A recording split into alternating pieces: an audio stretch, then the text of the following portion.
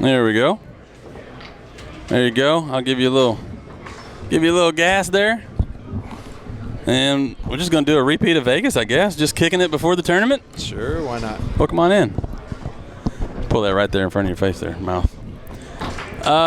We haven't had a match yet. We're just kind of kicking it. We're actually talking through doubles and who's playing with who and who might double and triple, and you can see the chat there. Any questions that jump out or topics you want to talk about? And you know the deal. We're just hanging out. No, nothing in particular. Yeah. I just arrived the other day. For those of you who don't know, I was in Germany for the Leonhardt Worlds once again. Yeah. It's crazy. They hold champion. Yeah, I pulled it off again, singles, and this time doubles with my buddy Bjorn Hoffman. And it's just so brutal. They hold all the big ITSF tournaments back to back. You know, I had to play the Bonzini Worlds and then direct to the Tornado one the weekend after. Yeah. Leonhardt Worlds, and now this one the weekend after. So no time to adjust. It's really, really hard. It's frustrating, and it's like you think about the years when Frederic Collignon would go win everything in Europe and then come over here and dominate the tour here. Yeah. He was never coming over here directly from another tournament. He would go to Todd's and practice, and so this is the ultimate challenge as far as I'm concerned. Like literally this time last week you're on Leo. A few days ago. Really, yeah. And there's 1,000 players there, and it was an amazing tournament. It's my home table now, to be honest with you. That's all I have at home. There's no Tornadoes for me to play on, and Tornado still has my heart. Yeah, of course. But it's last year was your first singles title on Leonhardt, right? No, it was actually my second. Second, okay. Yeah. When was your first? I think it was 2019. Okay. And it was my first time playing Leonhardt tournament was I think it was 2019, something like this. I can't actually remember. So this year, so last year I had a few months to practice for Leonhardt. Yeah. Kind of made it my goal to win that tournament, to kind of prove to myself that I can be a multi-table player. Right. This year I had a whole year to practice on it after that, and I got really comfortable on it, and also practicing a lot of Bonzini and stuff. I'm curious, when you say really comfortable on it, what does comfort feel like for you on the table? Comfort meaning I'll be able to execute something instantaneously without having to think about it. Gotcha. Go directly into something, whether it be grabbing a loose ball, whether it be like before. If you think about Tornado, think about the handles. It's a hexagon, right? There's six sides, and there's flat spots. Right. So I could grab the handle on Tornado. And it's hard as hell too. Well, I could grab it without looking, and I'm gonna know the angle of the man. Gotcha. I'm gonna know what you can feel that in your hand. Well, if my finger's on a flat spot, it's always gonna be the same. If it's on the corner, the edge of that flat spot, I know it's gonna be either one notch forward or one notch back. So I can know just like how far. After playing for almost 30 years, I know where my hand is, where the man is. Leonhardt, the handles are completely round. And squishy too. But round is the more challenge, because when you're doing a stick series, which I do, or quick hard walls, the ball has to be tilted at the right angle forward. So I would have to sit there, set the ball up, look at the angle of the man to make sure that I'm going to go into it. Now my brain recognizes it just by like the head. Yeah. In my peripheral, I could see that the head is tilted.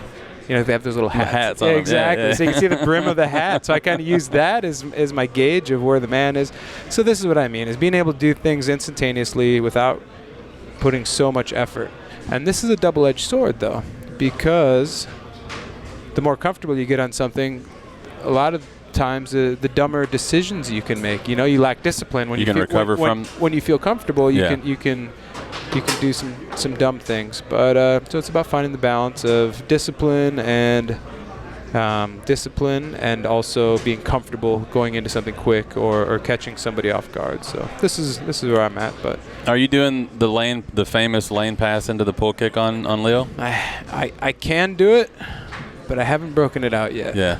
I'm not quite there yet. And it's, the single elimination's brutal. Like, there's no time to mess around. There's no time to, and I don't know the players yet either. Right. I'm getting there. I'm learning some of them. So the thing is with laying hard, everybody can do a pass, like a brush pass, and everybody can do a shot. And it's hard to block. The men are little. The men are small, the goals are big, and the shots are fast because the rods are really light. So that's why you have so many surprise finalists and surprise players. Like I played a junior this year in the finals of men's singles. Yeah, I was going to ask you about that because I wasn't able to see the match, but I heard that it was like number 59 seed or something like that. Yeah, but the kid is deadly. Yeah. Who was it? His name is Hustist Aust. Okay. So it's spelled kind of like justice, but but the kid is really, really, really good. And he's a fighter. The match before, he was down 2-0, came all the way back. And so the point is, there's and a lot of young players. And when you have 1,000 players at a tournament, golly, 1,000 players, being young helps. Stamina is a big deal, right? Could you feel the grind towards the end of how many? Because how many matches? Probably 7 matches for you to get to the final. Something like that. But also the tournament itself. We're so spoiled over here in the U.S. Like our tournaments are held in hotels. We're in between matches. We could go up to our room and rest. You're in a gym over there, right? We're in a gym. There's no place to sit down, and there's no air conditioning. You're sweating your ass off. I mean, it was probably 110 degrees down in the pits at some point, where I actually had to rotate my shirts. I had 3 shirts, and after every match, I'd go put it outside on one of those European scooters. And here it is. Is that how you spell it? That's Hustist Aust. Yep, Hustist Aust. Yep. It's like justice kind of, but exactly. The kid's great, really amazing, and it's only a matter of time before he's a regular at the top. I'm actually curious to answer this question myself from Killer Leaf here. It says, which table have you played on? Because I know the multi-table thing has been a big part of what you've talked about recently and wanting to be. Can I stop you right there? Yeah. So if you see the best player of the world, 69, I haven't talked to this guy in a long time, and he was a former partner of me. And his name is Martin Fritsche, and I just want to say, hey, buddy, I'm always asking about you. And I was just in Austria not long ago, and I'll never forget our time. This one right here. In Bregenz. Yeah. At Bodensee, and we miss you, buddy. And I'm not too far away, so great to hear from you, and I'm glad you're still doing all right. So Leopard. You do the right thing, and I'm watching you. Nobody. Never forget. Nobody. That means something to you. Yeah, this is pretty cool. I haven't heard from him in a long time. Right on. Is there anybody? Nobody. And I know Robert Atha misses you too. We're always saying it, nobody. So great to hear from you, buddy. So all right, continue. The question here, you mentioned Atha. He's going to be here this weekend too, right? He didn't get robbed of his passport again or anything? You never know with Rob. Until his foot is in the door or ass in a seat. Yeah. You never know with him. So. The question from Killer Leaf here, which table have you played on that has helped you evolve your game to the next level the most, and why? And I'm assuming this is talking about the last year or so when you've really gotten into, you moved overseas and really got heavy into the multi-table game. Yeah. I mean, I've put in the most time on Leonhardt, so this is going to help me evolve. But any of the German tables, I played some P4P and then also Bonzini. So I would say Leonhardt because I put the most time in on it. And the biggest thing for me was everything I've done prior to multi-table, everything that I've done was pure like power style, right? Yeah. Hammering the lane passes, hammering the wall. I had no touch. I had no touch on the ball, no finesse, and I would beat people with speed, and that was the only thing I knew how to do. And I'm getting a little bit sneakier now, and I'm learning how to strike the ball differently. Yeah. And by this, I mean typically when I'm using a stick series, I'm slapping at the ball, right, on the 5-bar. Right. And with these tables, you can't do that. You have to kind of like shove the ball with a very small backswing, and you can really get a good feel and control. Bonzini, same thing. You can't really slap at the ball with this big, heavy metal. It'll start bouncing around, right? Exactly. Yeah. I mean, it kind of comes under the ball if you have it too far forward, right? It seems that it kind of, well, not necessarily too far forward. If you have it too far back and you slap at it, it'll kind of force the ball down into the surface and it'll bounce up. Yeah. So, and then also on Bonzini, it's really difficult to get a set. or we're so spoiled on Tornado, where it's like the ball does what we want. Yeah. It's a flat surface and a polyurethane ball. Big flat side of the foot where you can tic-tac it and bounce it off. You know, here you're hitting it with a little metal block, and the ball, after a couple shots, gets dented, so it doesn't roll straight. So I would say Bonzini has actually, because Leonhardt's fairly consistent too. Yeah. Leonhardt taught me how to strike the ball. Bonzini is teaching me how to work the ball in a different way, right? Having to get a different toss. I can't really get a good straight setup. So are you far wall on Bonzini as well, or are you on I am. I'm on the far. I made the switch. I originally was near wall, but I'm switching to the far wall, and I'm kind of doing like a little bump series where it'll hit the edge of the man, and I'm brushing it up or down, working the middleman options. If you've seen, I've actually incorporated some of that into my Tornado game, and it's just a process, and I'm still learning. You know, I'm still learning. I still have a lot of improvements that I can Well, you don't really have the personality style that just gets to a point to where you're content. Like, you're always growing. I kind of did over here, to be honest, on Tornado, but it maybe complacent because you won everything for a decade. But it only took 30 years. Yeah. So But the grind really, it seems like, I mean, I've only been around a little over a decade. You dominated. There was no, like, we're talking this weekend who might win this and that and the other. Yeah. And once upon a time, that wasn't a conversation. It feels like it's more of a conversation now. Oh, yeah, my level on Tornado has obviously gone down. If people can't see I wasn't trying to imply that, but. Oh, well, the thing is to me, it's so blatant, so obvious that I'm not where I was. But you know what? I'm okay with that. I'm realistic too. It's like I can't expect to come over here and be perfect. These guys, the level is so high here with guys like Ryan and Brandon, and now Tommy is, stepping it up. Yep. These three in particular, they're so good. And I was, in my opinion, I was just a slight level above all of them, especially more so in singles. And, with the exception of Ryan, was really, he's really dangerous when he was motivated. Right. But how often did that happen, It's not the level. It was more his motivation. And Tommy too, could be a bad matchup for me sometimes. But the point is these guys were so close when I was at my peak, right? And now I'm not quite there, and things have kind of evened out a little bit. Yeah. Right. To me, it's a toss-up. Well, it's exciting to watch. It's not because I want any particular people to win or lose or whatever, but it's fun not really knowing for sure who to bet on. Oh, not for me. Yeah, I know. But I have a way different. I'm sitting in a different chair. Yeah, of course. My raps aren't on the table. I got no skin in the game. Well, I did this for you so you could be entertained and put out a good production. Good looking out, man. Thank you. I appreciate it, man. You down for another question? Yeah, of course. Yeah. And I'm pretty sure this one, we got hello from Tampa, by the way, and then right below that, I think he's in Germany. It says, who are your toughest opponents in Europe, and does it change depending on the table? 100%. It changes depending on the table. It's kind of a tough question for Leonhardt because there's so many good players. Yeah. But it would be foolish to say that Felix Strosa is not. You played him in the semifinal, right? It was a semi or the quarterfinal. Okay.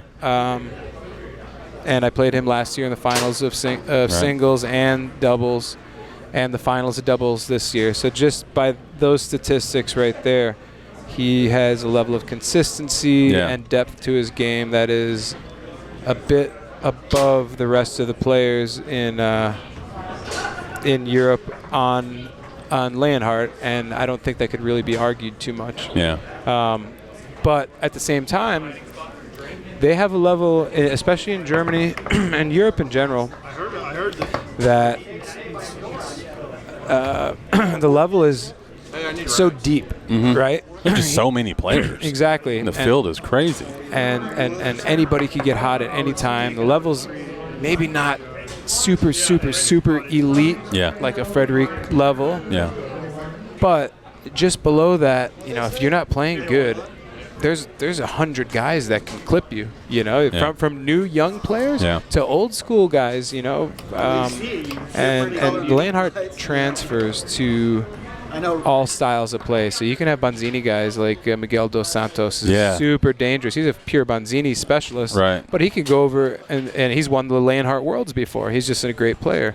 with a complete different style. You know, so that's a cool part. Is you can have snake shots, you can have pin shots, and there's still some German guys. One here this weekend, Matthias Berg he bangs a pull shot. So Leonhardt as a table is really it's playable for everybody and to everybody's style. So conducive was the word I was looking for. Yeah. So and then of course Bonzini. You have to look at the top guys, and another one of those guys is here this weekend, and actually a bunch of the Danish guys. Sven Vonsild, his brother Niels. These guys are elite Bonzini masters. Yeah. They're real, nonstop in the finals or right at the top. So the guys like this, Adam Tormente, the French young guy. Really super talented. Miguel Dos Santos on Bonzini. These are all the premier, and there's more. Daniel Kelovich. Don't know that name very well. Yeah, he's a French player, really super talented. What about the youngster that played in Dallas that just went full YOLO? Yes, in singles. He's also here this weekend. Is he? The Bermetler brothers, Stefan and his older brother Daniel. I will admit a tiny bit of fanboying that just happened in my brain right now because I was hoping I saw him play for the first time in May. He's great, isn't he? He's a beast on the table. He's also we didn't hang out or anything, but just I did tell him a good match after that, and he just seems like a good kid. And you know him better than I do, so maybe I'm off. But he just seems like a genuinely good person, and it's so nice to root for people like that. He is a killer with a smile. Yeah. He's got this smile and this little smirk on his face all the time. Win or lose, he's a great sport, but what a talent. And there's not many players who, at that age, that know how to rise to the occasion. 17? Something like that? 17 he is, and he won the Worlds Garlando at 16 years old, open singles.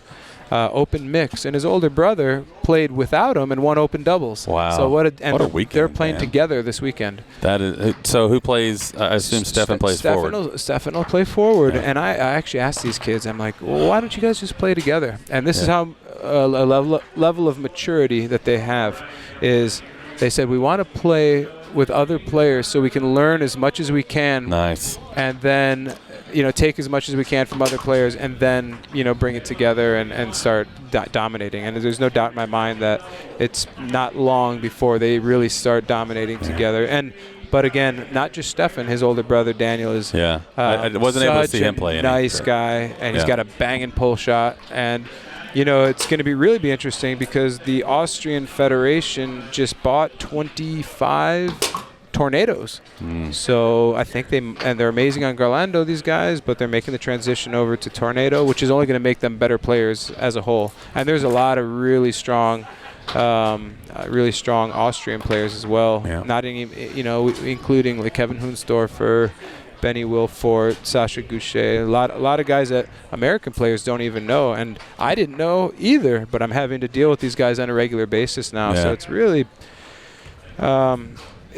interesting, and it's making me better, And this is and it's keeping it interesting for me. So this is the point. Well, we finally got a match over here. You want to watch a little foosball? Sure, why not? Todd walks up to the table, and people on the stream see him, and just immediately, oh my God, Todd, the Duke, the legend. Yeah, that's exactly what he is.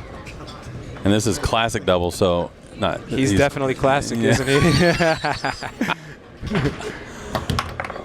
Dan, are you doing stats too? All right.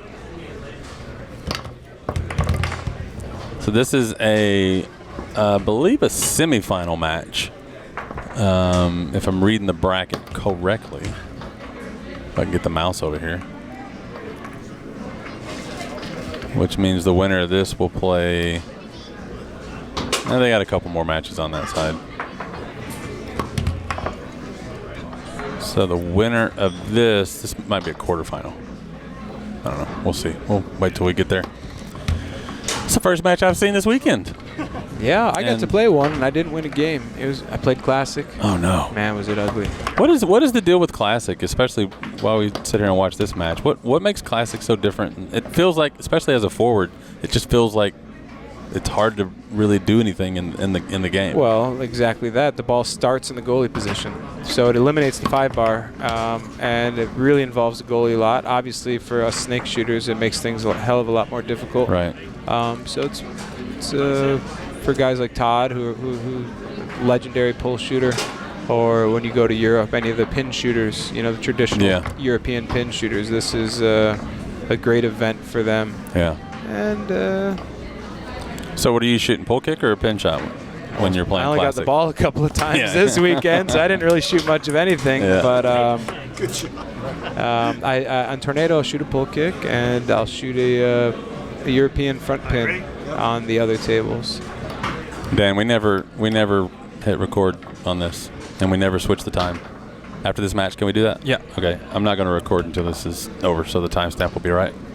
We're still going out on stream. We'll still have all that, but we record in like 4 different places. Yeah. So a little bit of business. This is supposed to be green, not blue. It's my bad. Yeah, I played classic doubles for the first time in Portland this year at Moneyball, and I had what I thought would be the best goalie in the room. I was playing with Ryan. And then right before we played, I was talking about I'll probably shoot a pin shot or whatever, 'cause I don't have much of a pull shot. And he was like, "You think you're playing forward?" I was like, "I just assumed you'd want to play goalie. Just get up here and win from the back." And we got beat. We got smashed. It's not easy. No, it's different. Yeah, it's definitely different dynamic, and goalie's really important. Yeah. Really, really important. Another thing I like about it that I don't know that a lot of people know this. Even those who are playing it, the time is different on the rods too. 10 seconds. 10 seconds on every rod. Yeah. Which I personally wish foosball was like that in general. I like 10 I like the faster pace, and I know not everybody does that. They like the 15, 10, 15, but for my money, I would love to see all foosball be 10, 10, 10. Take it easy. I was getting ready to hack like nobody's business. Those of you who don't know Darren Bone, he's an old pro from North Carolina. I've actually played some tournaments with him, but he's got really quick hands, so this is actually a great event for him as well, because he's going to be able to race a lot of pull shots and stuff like this, he's also a classic player. Nice way to say senior, I guess. Yeah. But he's still lightning fast and super tricky. Yeah. And a really, really nice guy too. I love Deron. So this is Eddie Mubarak out of Tennessee. Really solid pro player. Yeah. He's a snake shooter though, and he can shoot a pull. But we'll have to see. Well, he's shooting from the goal right now. It's Trout. Rob's playing forward on that side. Yeah. I don't know what Rob. I guess he shoots a pull. Rob. I mean, I know he can shoot a pull. I don't know what his main shot is. I see Eddie and Rob having a tough time beating Todd and Deron. You'd have to say Todd and Deron are the favorites. Looks like he stubbed that one a little bit. He did, yeah. Cut it back just a little bit. It's amazing with Todd. He's 65 years old. Yeah. A normal 65-year-old guy would probably blow out his arm, stubbing the ball like that, shooting a pull shot, and he still just hits it. I wish I knew the mechanics of what makes that longevity so possible, because some of that's probably some physical or physiological thing, but the mechanics of how he's done a pull shot have to be like perfect. Well, I do know he's double jointed. If you ever look at his elbow, he can actually flex his elbow out the other way, the way it's not supposed to go. I don't know. Oh, like hyperextended. Exactly. Ugh. So he's a freak for one. And two, you just got to think about like tendon strength that's been built up. Yeah. He's been doing this since the mid 70s or early 70s. Before I was born. Yeah, myself included. The rare 5-bar possession. Yeah, you don't see much of it, do you? Mm-mm.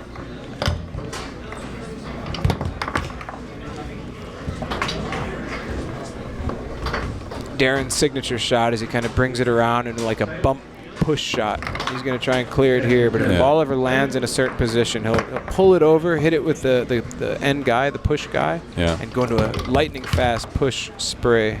I want to see him try it right in that spot too, right where he's setting up. That's a comfortable spot. So he'll pull it over and then with the same guy go back into a push shot? Yeah, bump it and then into a push. And he does it really, really fast. He's known for this particular shot. Yeah. Even if you're ready for it sometimes, he'll surprise you with it. But I think Todd has him on a short leash right now because he's a wild card. Deron, he's a Spitfire back there, and I think Todd's there. You'll see him do stuff like that every now and again. But I mean, that's what makes someone dangerous, right? When you contain somebody so much, they become predictable. When you're the forward playing against someone like that, who is We're on the board. Yeah, baby. Was it a stuff? no, he knocked it in. It was a break. He spazzed. Exactly. Darren had a spaz, and he'll do that from time to time. But Do we always try to start it on the 5 bar? Do we have a stat for spaz goals? I'll add that. Okay, thanks. Yeah. No, he knocked it in on his own goal. Am I set? Yeah. But if something like that happens, Darren's got a big smile on his face and laughs, which is the right thing to do. Right. That's all you can do because it happens to all of us. He's just hugging that wall.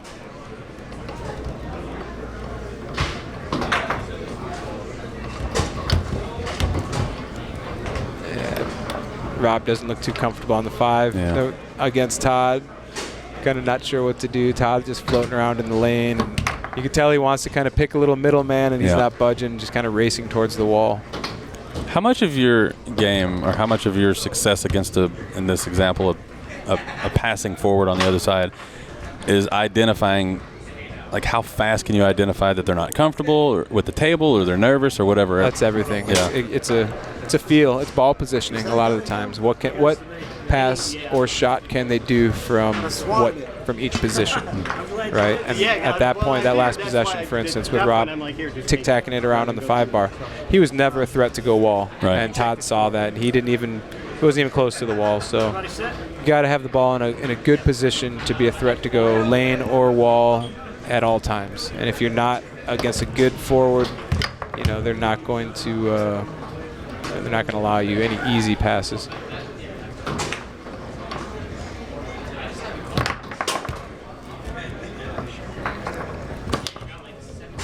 Is that a push kick? It's right down the middle.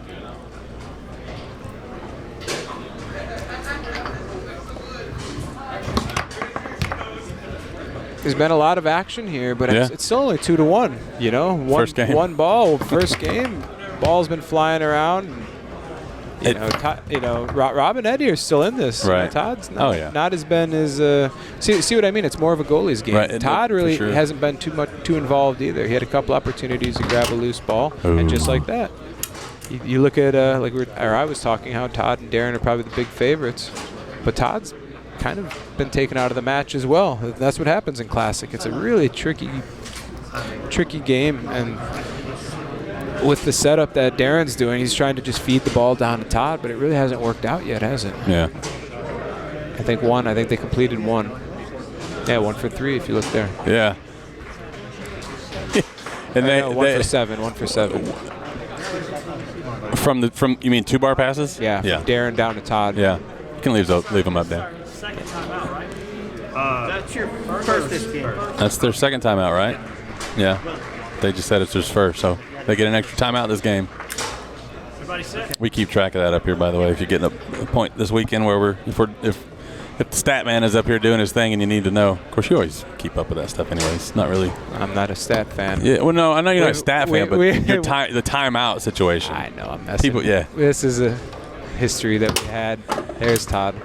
Yeah, I think when I first started doing it, there were a few folks who fell in love with it immediately, and there were as many folks who were like, I don't know about this. It doesn't mean anything. As a viewer, stats are interesting to look at, but it doesn't tell the whole story. And right. It just tells more of the story, or it's a part of the story. Well, as long as you're keeping track of the right stats.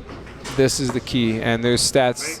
There's more going on than passing, shooting, clearing, and 2 bar passes. Right. Percentages on certain points and in the match tell the real picture, if you ask me, the bigger picture. What do people do on 4-4? What do they do in the big moments? This is. Well, I eventually got to where I could tell you a shooting percentage after a timeout. Like what percentage did I pass after I got scored on? Yeah. Which is a big one too, because if you score on me, but I immediately pass and score, there's a small moment of time where I'm behind, but now I'm tied right back up. And for some people, I think that matters. I just like having numbers in the game. Like, 1 for 11 passing on the right side of the table there. That says something. It doesn't tell you everything, but it says something. 0 for 5 shooting, 1 for 11 passing. Yeah, but at the same time, it was still it was 2-2 2 seconds ago, right. regardless of those numbers. Right. So and there's always going to be a stat, but you have to display all of the stats, right? Yeah. This is the key. Yeah, you can't hang the whole game on one thing. Right. It's like having a match go to 7-7 in the 5th, and then one slops in, and you say, "Well, I lost because of one slop." Yeah. It's like you had an hour of foosball before that, brother. What are you talking about? True. It feels like that. Yeah. Shouldn't have got to that point. Shouldn't have got to 7-7, right? If you're doing the other things the right way. Todd looks a little disgruntled. All right, ready? Yep.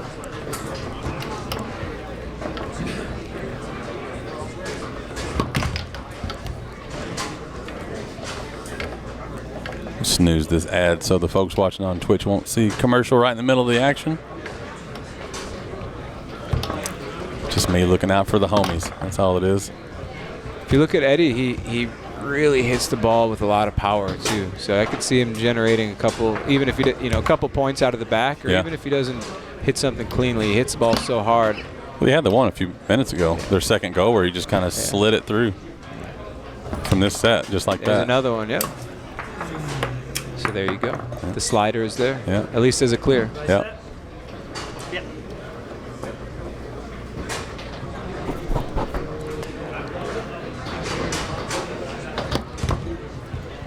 Really nice grab by Todd there.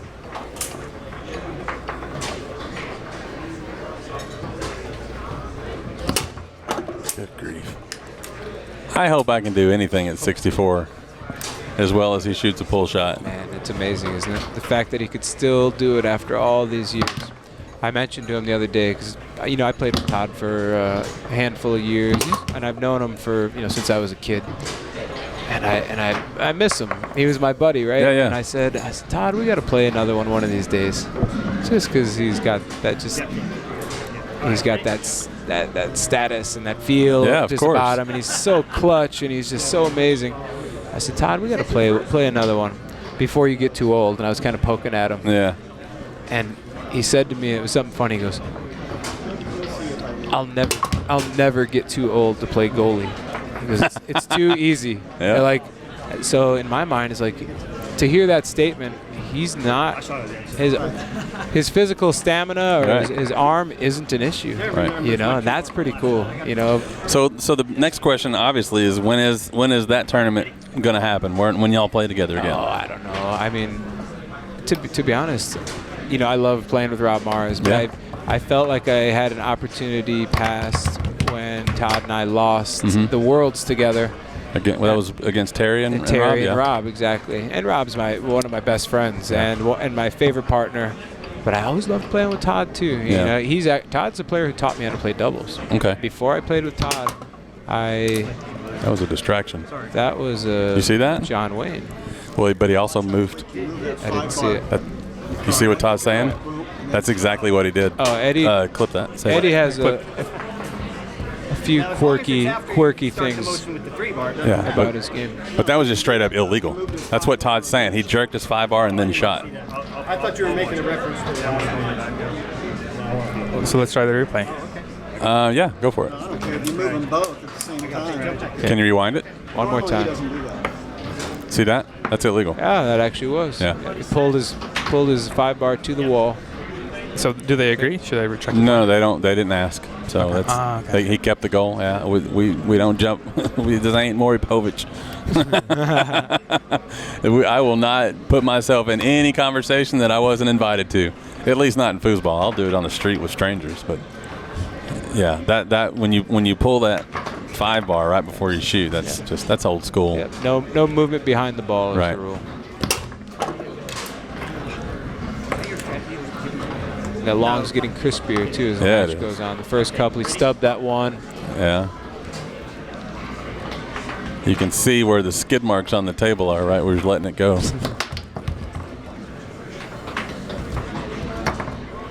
Oh, shucks. I caught myself that time. I didn't say the word the word I started is not the word that I ended with. So Walked it straight on this one. Todd sees that bobbing on the first couple bobs. He's going to hit it the next time. Yeah. A roll up. Rob has to be careful bobbing the way he is with that 2-rod. He got lucky. Todd saw it a little late. Yeah. You saw it immediately. I saw it immediately, and I know Todd saw it. It just took him a second to recognize. So watch for the straight here. Oh, No? It was there. It was definitely there. There was nothing that side of the big dot. Yeah. By the way, this right here is Blake. He's a chat man, a chat stat man. Blake, are you going to be in Lexington, man? I think he's here, actually. Okay. He just arrived with Eric on a very turbulent flight, is what I hear. Yeah. Ball Foozer says, Claire, you're doing well with the G rating so far. Thank you. I did have one slip, but I don't think my mic was up, and then I've caught all the other ones. Once Adam gets here, I won't have to worry about it because I'll just mooch some of his good energy. What was that? Looked like he just shoved it forward and the ball died. There's Mr. Muñoz. Hola. ¿Cómo estás, amigo? ¿A dónde? No sé cómo decir are you? ¿A dónde eres? ¿Tú eres? ¿A dónde tú eres? Maybe something like that. I don't know. Play the winner. Any advice? Oh, yeah. Who are you playing? Does he really play the winner? Yeah, he's playing with Jacob Balcos, I believe. Oh. They must be in Group B. Take a peek here. Oh, they do play the winner. Okay. Hopefully that'll be on table 1. I'm not the advice guy. And at this level, this is above my pay grade. But I got a guy right here who knows a thing or two about foosball, Brandon. So maybe he has some advice for you. Brandon and Balcos playing the winner of this, which it's not a blowout, but it does look like Todd and Deron kind of have control of it. They definitely have control of it. So if it's Brandon and Jacob versus Todd and Deron, what's the edge on that? What gives the edge to whoever? There's that straight you're talking about, by the way. To me, in a game where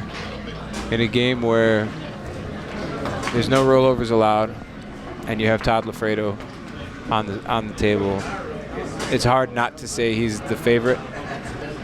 So he's going to pass the ball. He's going to score it. It's going to be a matter of Deron.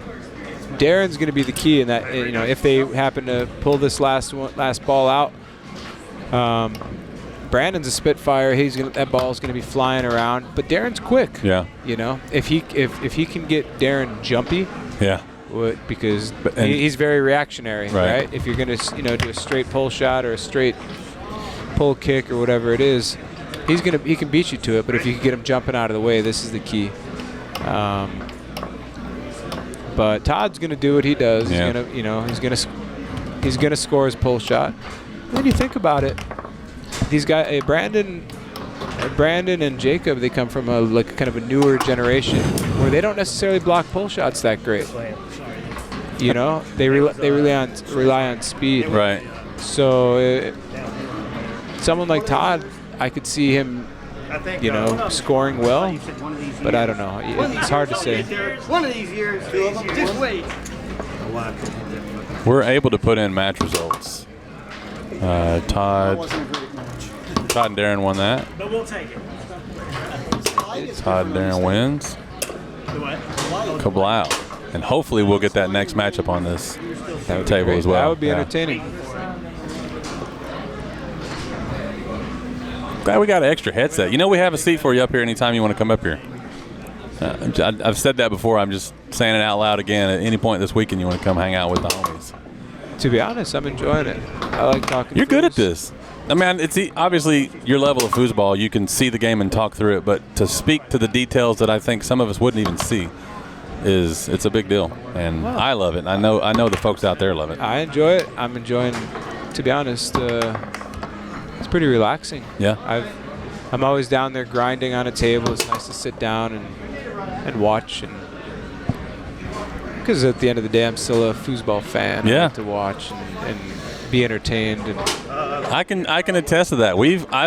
I've gambled with you at Texas State with like $1 or $2 matches with literally whatever was on table one. We bet on beginner matches. Yeah. We just pick and then just cheer. it makes it interesting. It's so fun. Man. So I got a question. Maybe I have a question for not just you, but maybe people out there in the chat. How would you guys feel? Because I had an idea. We have a really, really strong European contingency here this weekend. Okay. And I was thinking at the end of this tournament, typically on Monday when things are all done, everyone's unwinding, kind of turns into a little party. People are drinking, having a good time, and just playing foos and hanging. I thought it would be a really cool idea to do a challenge match. And it would be the Europeans against the Americans. Like a team event structure? Yeah. And $100 a head. Right? And I appointed Ryan the head of the American team, but the catch is that I would be playing for Europe. Oh. Because I'm a Romanian resident. Yeah. I've spent more time in the last year and a half there. Where you live. Right? That's where I live. Yeah. It's where my belongings are. It's where your Leo table is. Exactly. So if you look even in the stands at the moment, there's 4 Danish guys up there, and they're all amazing players. We have the Burmetlers, if you include myself, Rob Atha. And I know I'm missing some people too. Oh yeah, we have Matis Burke, the German guy. We have Richard Marsh, the English player living in Bucharest. He's actually my neighbor. So real quickly, I want to say thank you to Nick. This is a guy we met in Vegas. He's a commentator for the Dart folks that were running that big ass tournament over there. Yeah. And he just gifted 5 subscriptions to folks in the chat so that they wouldn't have any ads here on the channel for the rest of the week, and actually the rest of the month, but especially. So thank you, Nick. Appreciate you, man. This is our big deal tournament of the year. We talked a little bit in Vegas about different things. So, and I'm sitting here with the GOAT, Tony Spredeman. So if you're wondering who the guy is who actually knows what he's talking about, that's him. He is the guy. The GOAT. A GOAT. The GOAT. I don't know. I think it's hard to. Yeah, well, you can't participate in a conversation about whether or not you're the GOAT because you're probably biased in actually the right direction. Well, Frederic has obviously got that, in my opinion. Yeah. But I still have some years and some drive. Yeah. So we'll and see some multi-table titles headed your way. Exactly. But go back to the team event. The point is, it'd be. I don't know. I think it'd be fun. It'd be interesting. We have a really strong European contingency, and if we could throw together an American team, someone like Ryan, Tommy Orr, Terry Rue, Rob Mars, whoever they choose, whatever they choose, I think it would be fun. Do It'd it. Be interesting. Just do it. If I will do my part to make it happen, because I guarantee you that if that happens, we could get it on table one and make it a thing. Yeah. And I mean, if you're talking 6 people per team. Something like that? I don't know. We haven't figured out details. It's just in the making. It's we're brainstorming right now. See how many people we could actually get who would be interested. Oh, yeah. I will do my part to talk to folks and see if they'll be down to do it. Because that sounds like a great idea. I just look across the way and I could see Rob Atha's hair. He's arrived. Robert Atha is in the house. He didn't lose his passport. Didn't get mugged. He didn't. I don't see him. Straight across in a white shirt, talking to Brandon Moreland. I see Brandon. Oh, I got it. I guess somebody else is in my way. I do see Brandon though. Yeah. That's who's. Yeah, there he is. His hair is unmistakable.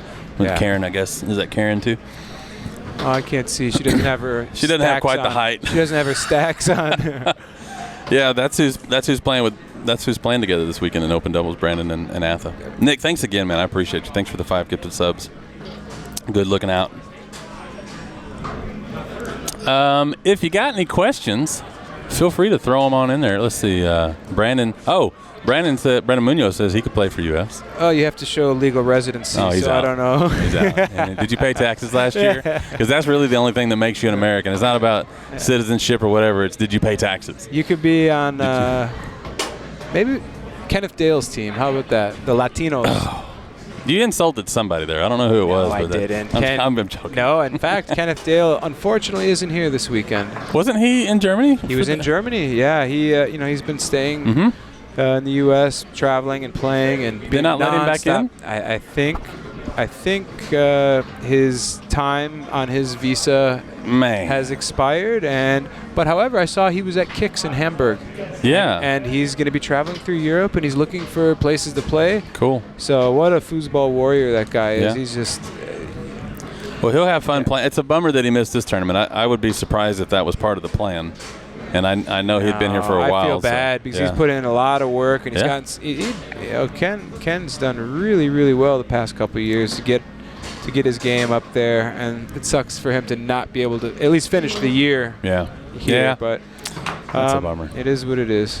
Joking aside, we love you, Ken.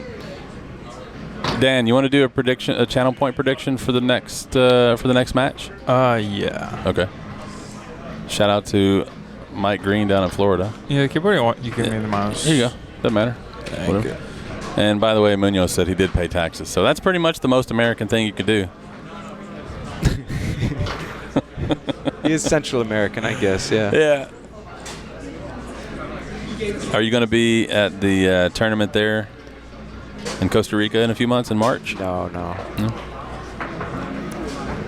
No plans of it. And just give it like 5 minutes or 10 minutes or whatever. So explain to me, what is this prediction? What is this? So the channel point predictions, this is on Twitch, you get channel points for watching. They just accumulate, and you can redeem them for different things that we need to probably do this weekend that I haven't done yet. But you can, viewers can predict who they think will win, and then they can. The default is 10, but you can manually bet more than 10 if you want. Just FYI, whoever's already betting, and like somebody just bet 4,500. And they bet. It's just like Vegas. You bet you bet who you think will win, and then you put your bet down, and then. So do you have to buy points? No, they just accumulate from watching. Okay. You accumulate points from watching. Okay. And so they're free. Okay. They have no monetary value. But it's just fun. Does it show on your status? You get a status of how many points you have? I can't see how many they have, but they can. You can see how many you have yourself. Like I'll pull up my phone here and. The coolest thing is at the end of the weekend, people brag in the chat. Yeah. Oh, I won that many points. Yeah, because if you bet all your points and you lose them, you can't bet the next time. Oh, and if you're into betting, that's a bummer. So. It is a bummer. Let's see here. So, let me turn this down. I hear myself on my own phone. So like I only have like 1,000. But I could bet who would win this match, and I just pick. So I think it's going to be. As a matter of fact, I'm going to get in on it. I can just type in. I'm going all in. No, I'll go 500. That way, if I lose, you can double up. I can double if I. Well, it's not a double up. So this is how it works. The team that. It doesn't want me to do it because I'm a moderator. Okay, whatever. I won't break the rules. It's unbelievable all to me of that these, right now Todd and Deron are only at 12%. Yeah, but it's because of the bet size. So it's 8 people have bet 21,000. Okay. Over here, it's 6 people have bet 3,000-ish. And so if they win, these 7 people now will divide those points based on how big their bet size was. So it's proportional to your bet size, and it takes so Jacob and Brandon are currently 4-1 favorites. And so if you bet 1,000 over here, you basically win 4,000. Gotcha. It's just how Vegas does it. Yeah. I'm not much of a gambler, but it's interesting, isn't it? Me neither. It's just a fun way to talk trash, you know. What are we? They just called this match. This just needs to be refreshed. Yeah, that's all. I got the result on that. I'll be doing results. Yeah, that's cool, right? Okay, and verify is this, and so that's when they start. Okay, cool, got it. I'm looking. Brandon Muñoz did pay taxes, but unfortunately, in order to be on the team, you need to know how to spell taxes. Oh, yes. No! So I'm sorry, buddy. You're out. Yeah, but bad spelling is also pretty American. That's true. That's funny. What else we got? I haven't even picked it. We got South Florida Foosball Club. What's up, gents? I have a funny.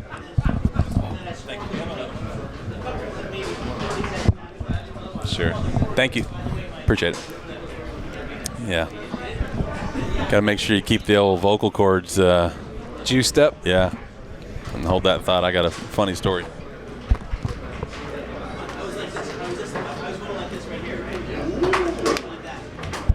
And who knows if it'll actually be funny, but I'm going to tell it. I left my ID in my car when I got to the airport, headed this way, and I didn't have time to go get it because I park and ride the train and whatever. So I just go through. Well, they did like a super thorough check. I told them, just Google me. You'll see who I am. I'm trustworthy. It's fine. But I had some things in my carry-on. Are you sure they want you to? Are you sure you want to be Googled? That's the thing. That's if we're just verifying identity, I mean, I get randomly searched every time I travel, so they already know who I am. But to me, it's just like this. I'm just telling you who I am. Let me through the gate. Like, it's not a big deal. And I had something in my carry-on that is, it's not the worst thing in the world, but it's you're not supposed to have it in Texas. We'll call it medicine. Okay. And I didn't know they were going to do this kind of check where they go through all my stuff and make sure. He goes, do you have any prescription meds or unauthorized medications or anything like that? And I said, well, I got a prescription meds because I just had a tooth pulled, blah, blah, blah. I said, but I don't have anything else. He goes, okay, follow me over here. We got to go through your stuff. And so on the way over, I reached in my bag and I tossed it in the trash can. Mm-hmm. But when I did, I also accidentally grabbed a pack of gum. So I threw them away, mistakenly threw my gum away with it. And he turns around and goes, did you just throw something away? I was like, yeah, just the gum on top. Oh, okay. Don't be throwing stuff away. It's like, okay. And if I didn't accidentally throw my gum away, too, this is not this pack. It's a different pack. Right. That I might have got myself in some trouble. Well, we wouldn't want that. But yeah. So I'm a law-abiding citizen most of the time. But that was a high. I'm glad I made it. Good thing. Oh, look who we have. You gotta get over there where you're going. Oh, that's funny. We have.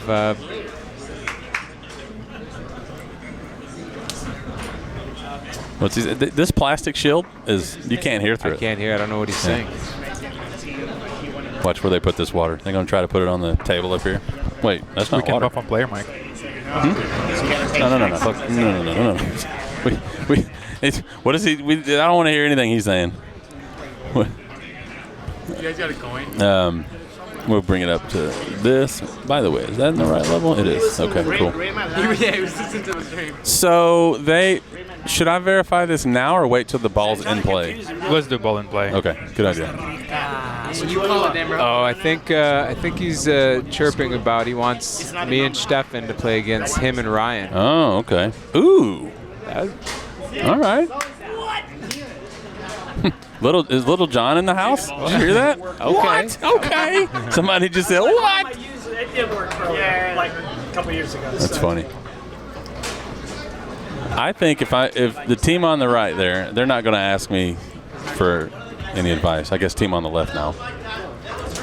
I would tell them just to play rollerball, funsy rollerball, and I think they're good enough. I think it's going to be tough for the team on the.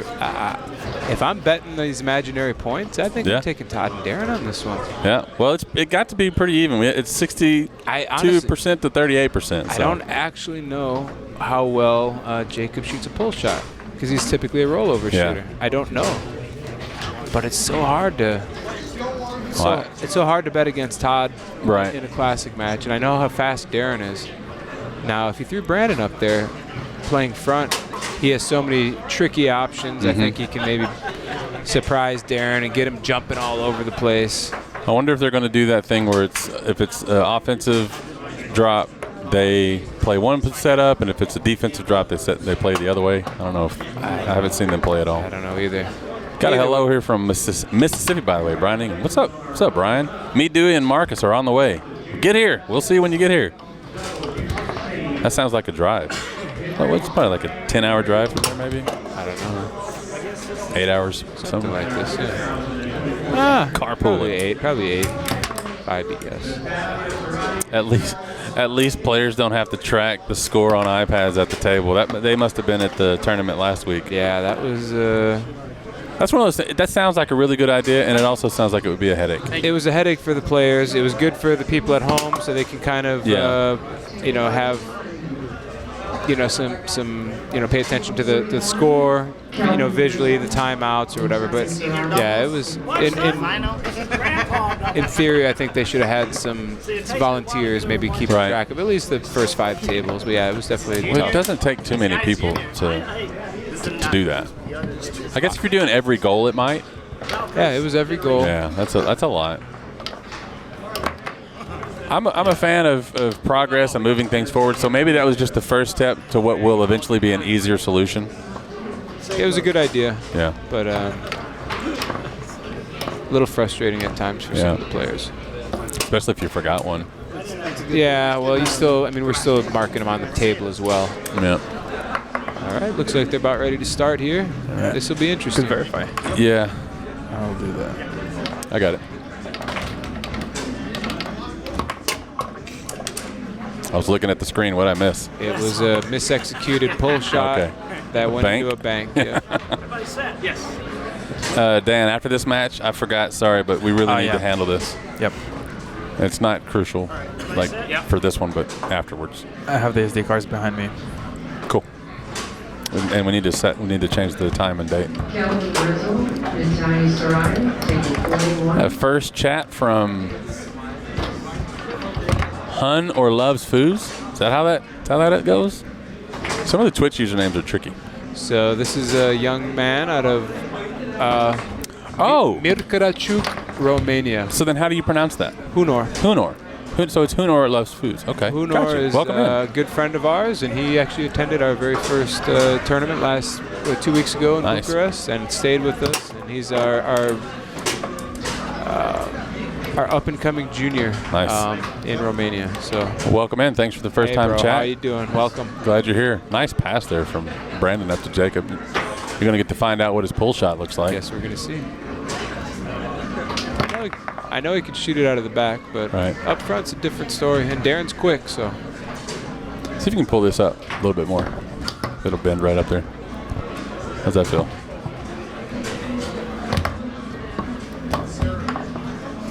He's getting rid of it immediately. I want to see this shot from Darren that you were talking about. I don't think I've seen it yet. He's on a short leash right now. Todd's not having it. Todd drives that bus when he's playing, doesn't he? This is interesting also. It's like, how important is this event to someone like Brandon? For me personally, I don't focus so much on Classic. Yeah. And I'm wondering, is this tactical, the fact that he's playing goalie? Perhaps he can be getting a bead on Todd, learning something for the main events, open doubles, open singles. I don't know. Maybe he can learn something, get a feel for his timings, cycle through a couple different types of defense. Yeah. This would be smart, to be honest. I don't know if that's what he's thinking or not, but. So if you're the opponent in that scenario and that thought crosses your mind, does it change how you play in Classic? Yeah, this is a couple levels deep at this point. Yeah. So for someone like Todd, I don't think it matters too much for him because his pull shot hasn't changed in 50 years or however long he's been shooting the damn thing. I don't think he's going to change anything. Right. For Todd, I think it's just a matter of execution and how his arm holds up throughout the weekend.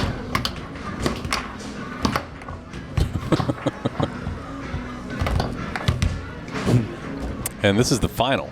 Am I saying that right, Dan? This is the final. That's what it looks like. That must be the semifinal because it looks like there's 2 other teams. Yeah, this is the semifinal. Okay. Yeah. We'll have to update the logic there. Okay, cool. Yeah, the winner of this plays. Oh, that's a good team too. Sam Dijohn and Michael Stahl. That's who we had to play first round. And this is single elimination? It is 2 out of 3. Okay. Which is pretty tough. Wow. I'm sorry. I just want to give you a second to do this. I want to give you a second. A second's like last week. And you can see too. Look at their business. It's 3-1, and you know, Brandon's kind of just having fun with it. He's kind of getting it going. Playing fast. Sometimes I can't. And now he's settling down. They're getting a little bit more serious. You see Deron and Todd over there. They've got a strategy. They have a system. Yeah, and in reality, nothing really changes for them. You know, both these guys on the right are going to be shooting rollovers. Brandon's going to be playing forward most of the time. This is a warm-up for open doubles for Todd and Deron. Okay. Right? They're probably going to be ironing out a few things that they're going to, you know, nothing really changes for them except for the fact that the ball doesn't start on the, you know. It just seems that Todd and Deron are a little bit more intense, and that's intentional right there. Right. If you look at just the speed that Deron's doing that pass, he's going to try and pass it to Todd's 3 or even throw it off of Jacob's 5 bar too, you know, at that right speed. No flippies in Classic. That was illegal. Yeah. But I guess it was. No, nothing goes to the 5 bar. He says he put it on the 5 bar, and Todd was like, sure, because Jacob hasn't made a pass yet. Everything that goes to the 5 goes to the 2. Everything goes to the 2 bar. To the 2, yeah. Todd was like, sure. That's a pro play, a little veteran play there. It was just a little poke at Jacob. That's funny, dude. I think it was just a little poke at him. But I think he's only had 1 or 2 because their only points have been generated by the 2 rods. Yeah. So I think Todd would have been okay with this. Dan, what do the numbers look like so far? You guys set? Yeah. Take a peek here. Yeah, Jacob is just 1 pass there completed. I think it was the very first one. Yeah. He did a wall pass. And Jacob doesn't really know where to be. He caught the last on that pass, the one before this one, he was on the wall. You're talking about when Deron is passing Correct. to Todd's 3 and then bar. the next time he was outside in the lane. And in reality, wow. That was a good shot. Yeah, it was. Nice shot. If I'm playing this team, Deron, I would be maybe 1 inch off of the wall because it goes down on a slant, right? Yeah. See, he went all the way to the wall with this one. I would be maybe 1 inch off of that wall. And that way you're getting both. You're getting the angle, and there's not really much else he could do. And you can worry about the middleman pass because he has that one pass. So I would stay completely stationary.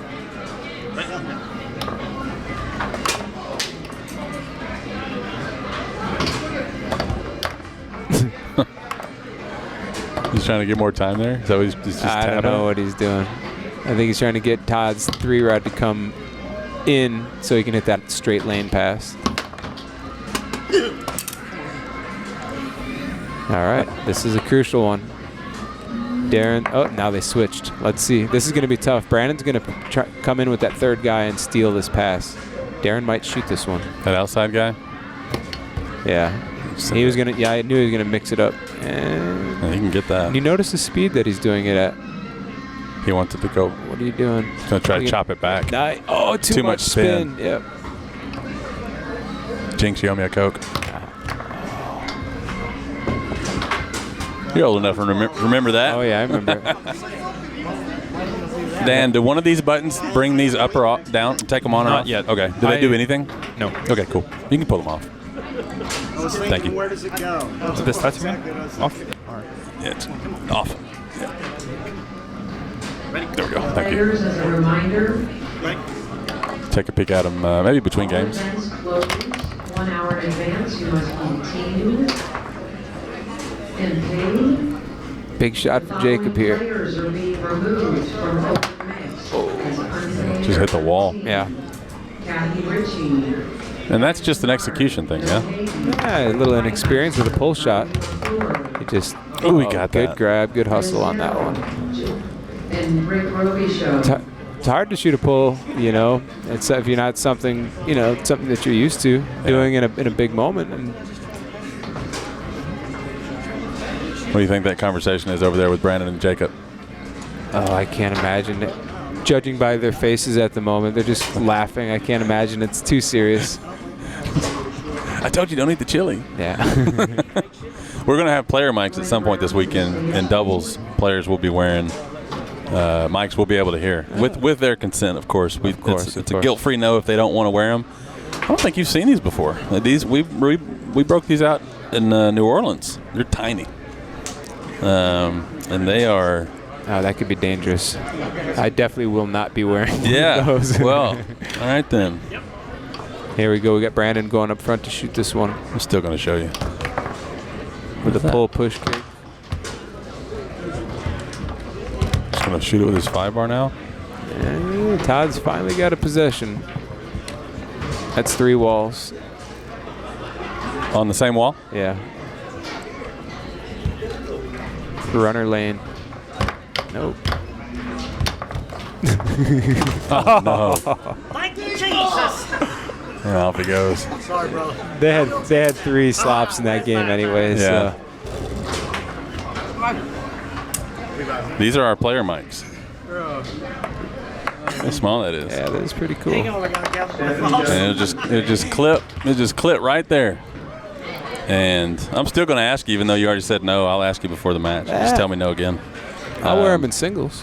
Really? Yeah. I don't really. Hey, you talk. You could talk to step away and myself. talk through some ideas or whatever. No. You can test drive them in singles.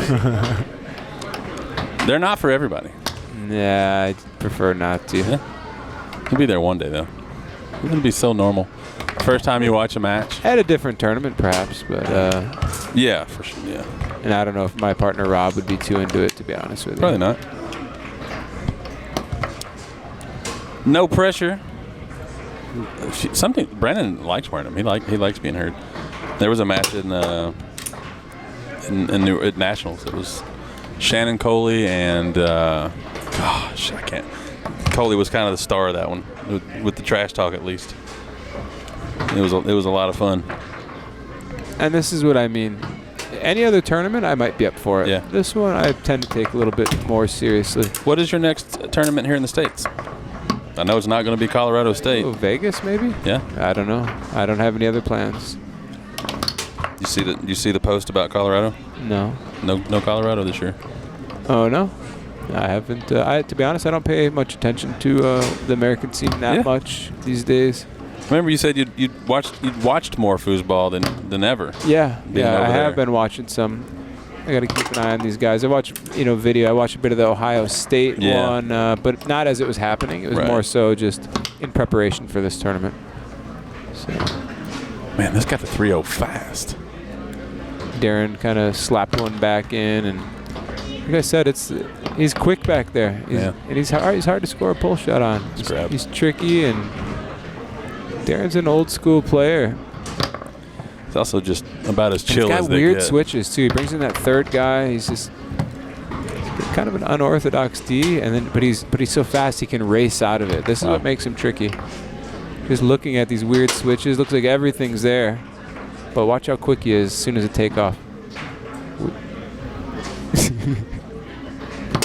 That was a good one. He sat on it. That's what he needs to do. Sit on the ball and get through that first few switches, right? And with Brandon up there, anything could happen. This could be 3-3 or 4-3 in 2 seconds. And there you go, 3-2. You called it. Yeah. I mean, in reality, the team is more dangerous with Brandon up front. Right. Because Brandon's not really blocking Todd. And right here is where it's going to make a difference because Brandon's so fast on people clearing the ball. Oh.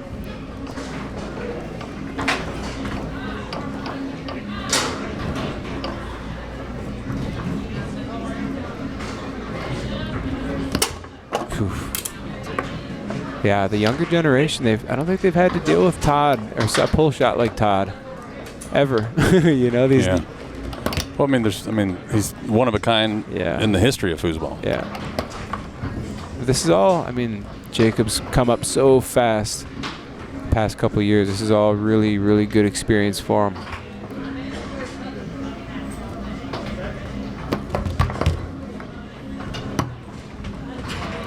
And this is it for the win right here. If I was betting fake points, I'd be liking my chances right now. Well, you said before the match that's who you'd put your points on. I would. But I'm a Todd fan in general. Right. That wouldn't even have been legal if you got it through. Yeah.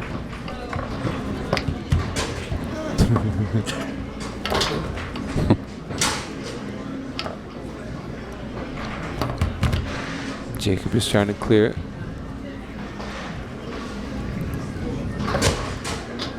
A chip attempt? What was that? Yeah, it was. It was a chip attempt. I don't even know what he's capable. I know he has he can shoot from the back, but I don't know what options he has. Yeah.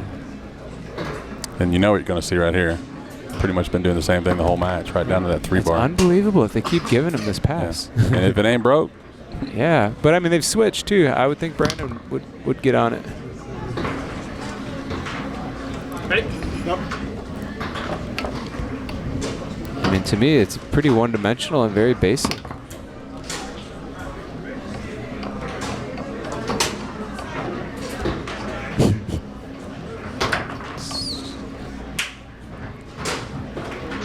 Straight. Yeah. That's it? That's it. No more. I don't need no more of you.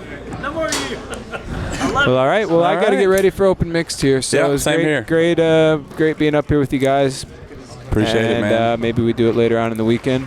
The invitation is permanent and ongoing. Anytime you want to, if you see a match you want to talk about, and it's, even after Adam gets here, we'll always have a headset ready for you, and we appreciate it. I know the folks out there in Twitch land love it, and it's fun hearing you talk foosball, man. You're good at it, and it's nice to see you getting in there and sharing yourself with us. So I appreciate it. Yep. And I guarantee you they do too. So hopefully we'll see you again up here. Thanks for having me, and thanks to all of the people out there who are sending me messages and supporting me over in Germany last weekend. I appreciate it. It's tough taking on all of Europe. I don't get a lot of fans cheering for me over there, but I get a lot of messages from people, and I've had a really warm welcome coming back here from all the players congratulating me, and that means a lot to me. So I do appreciate it, and hopefully I can give you something to cheer about this weekend too. I'll try my best. Awesome. Thank you, sir. See ya.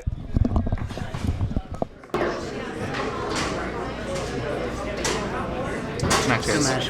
Good match. Oh yeah, that's right. Still not used to it. Yeah, we get the ball. Yeah, you're right. Right.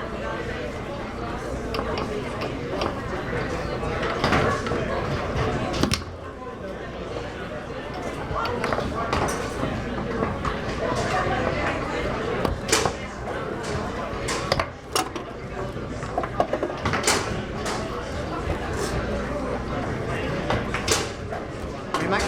Ready?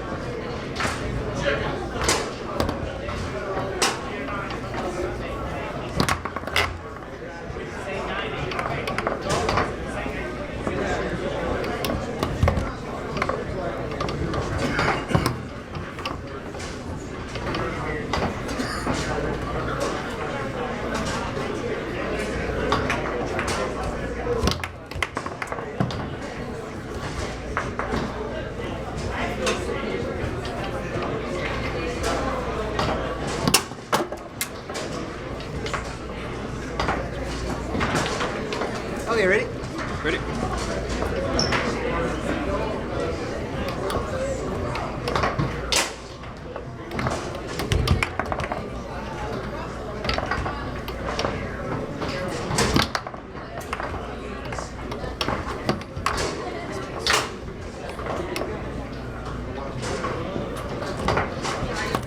Yeah, shot her.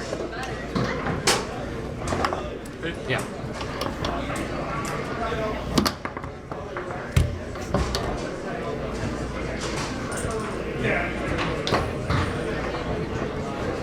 Okay, ready? Ready?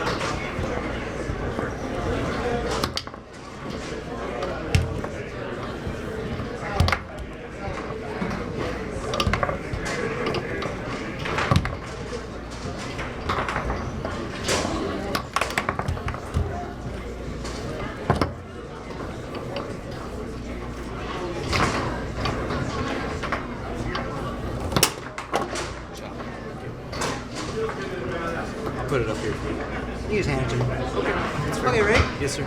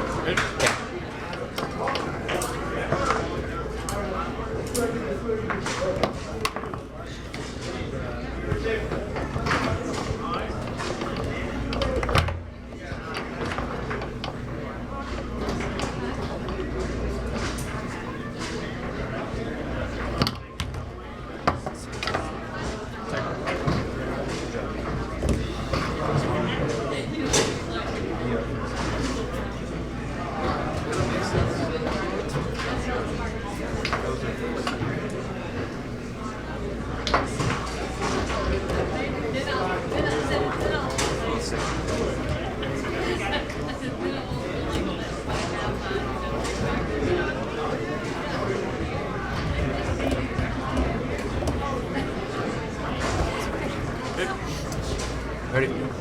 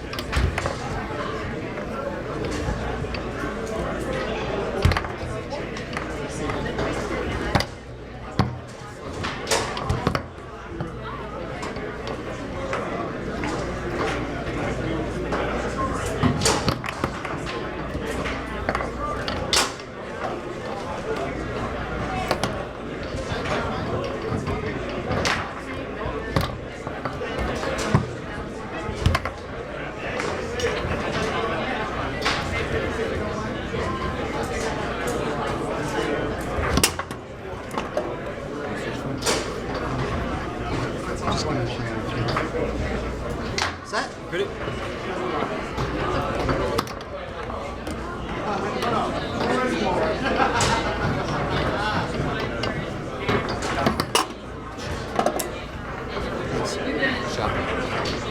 Set? Yep.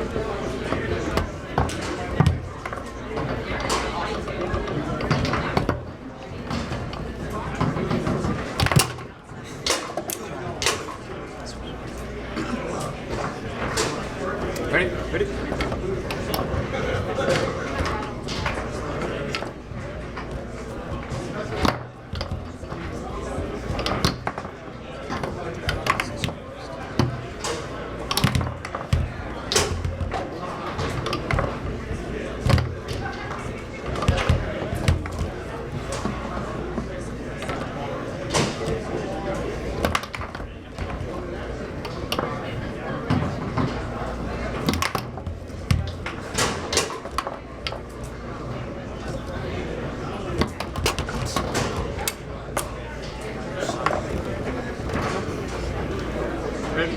Set.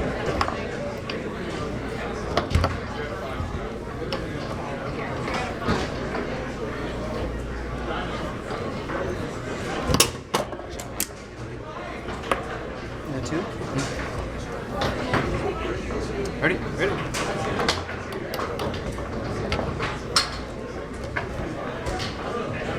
Nice shot. We'll burn one. Go, Brady. I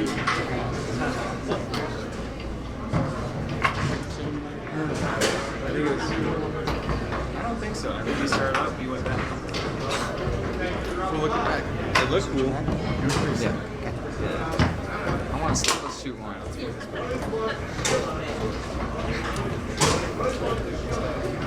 Yeah.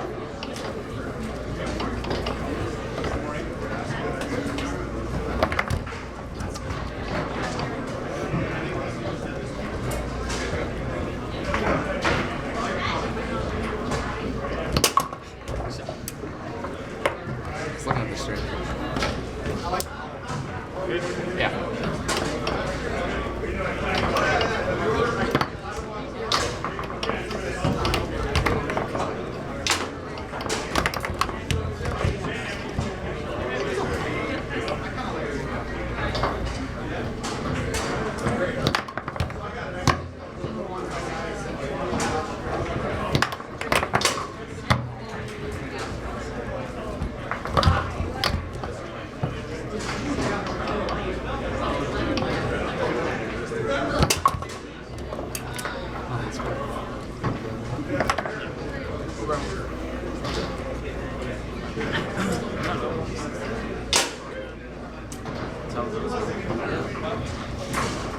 That's why we're also so far let it fly or set up with this. It's pretty much what it's working at. Those extra seconds. If you need to. I've seen you not as well too.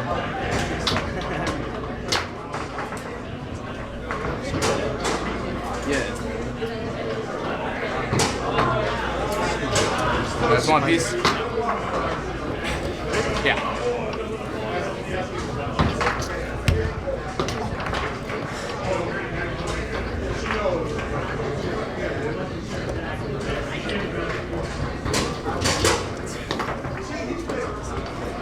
It's okay.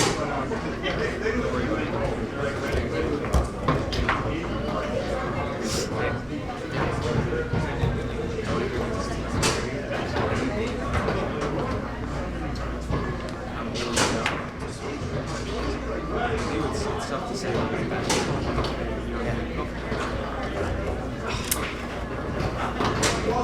All right, we're out. You guys got one? Ready? Ready? Yep.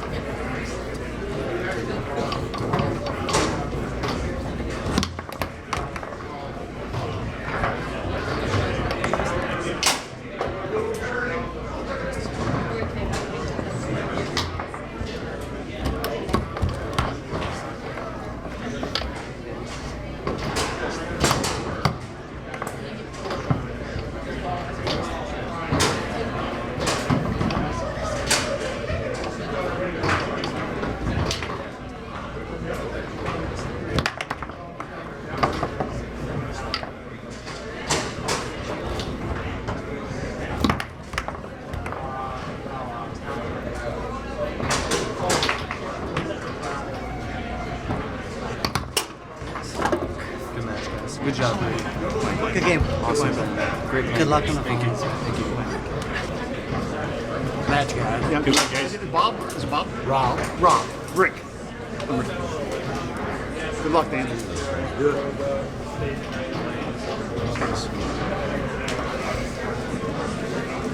Ready when you are. Okay. Here we go.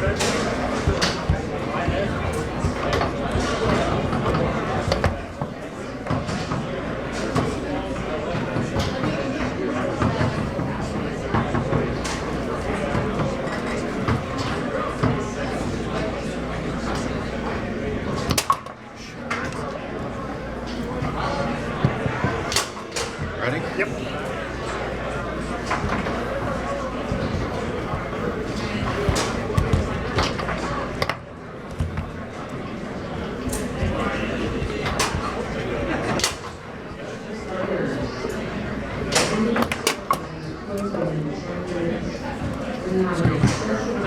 Ready? Yep.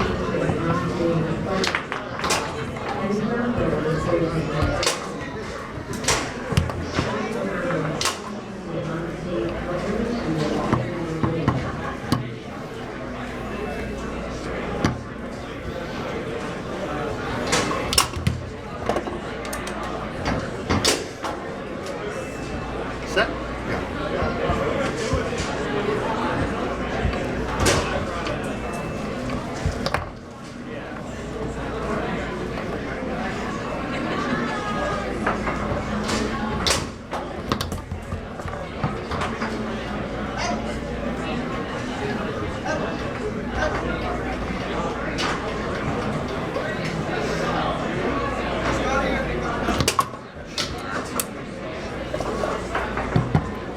Ready? Yep.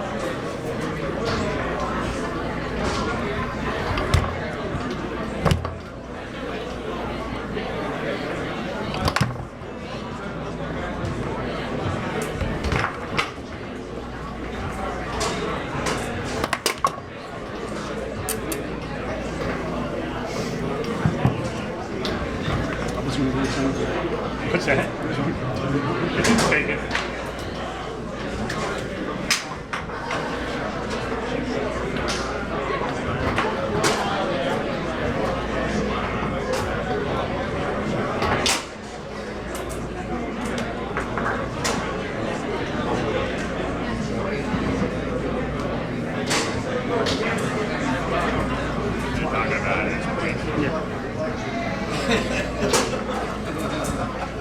Ready?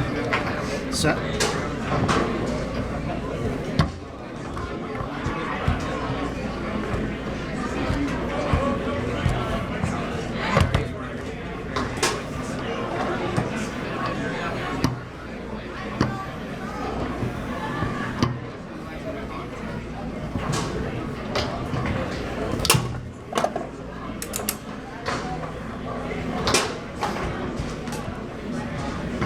Set.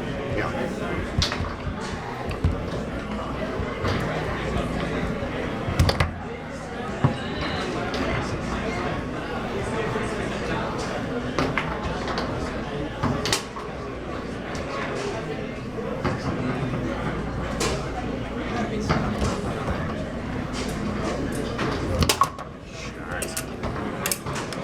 Nice work.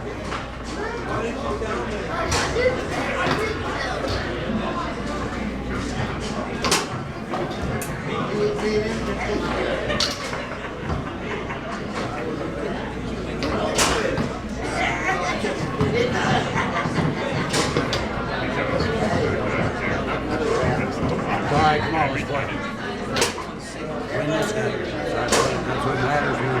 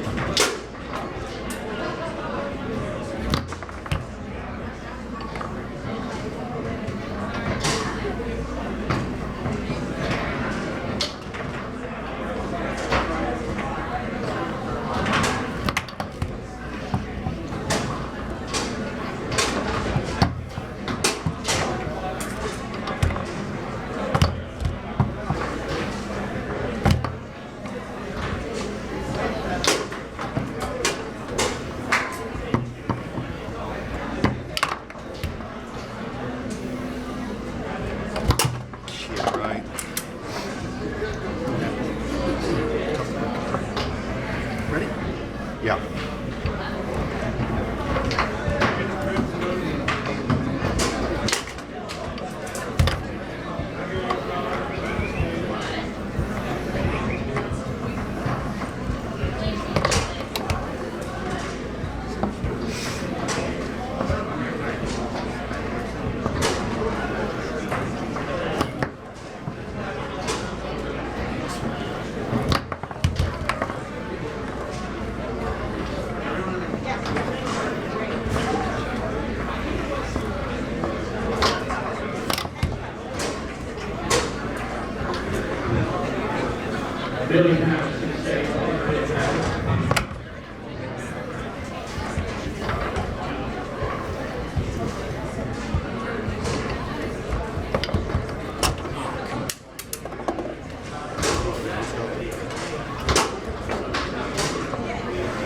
Set. Yeah.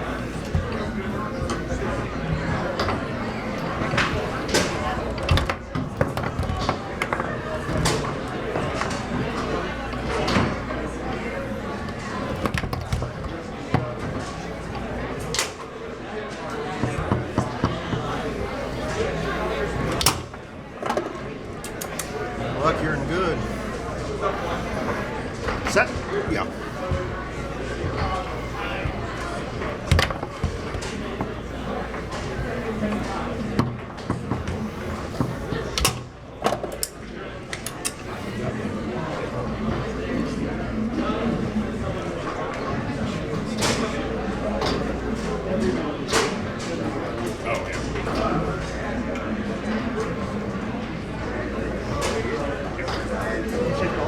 It's over with.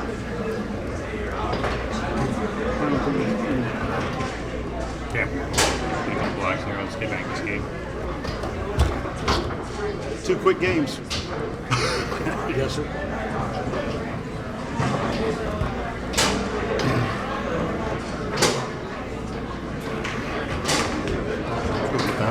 Ready? Yeah.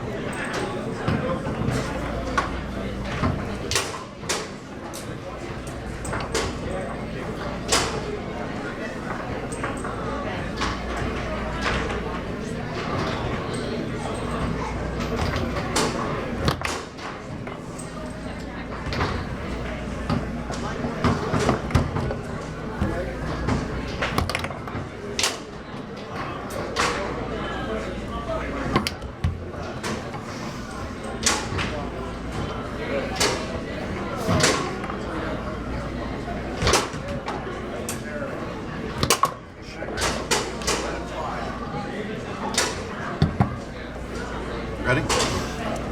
Set.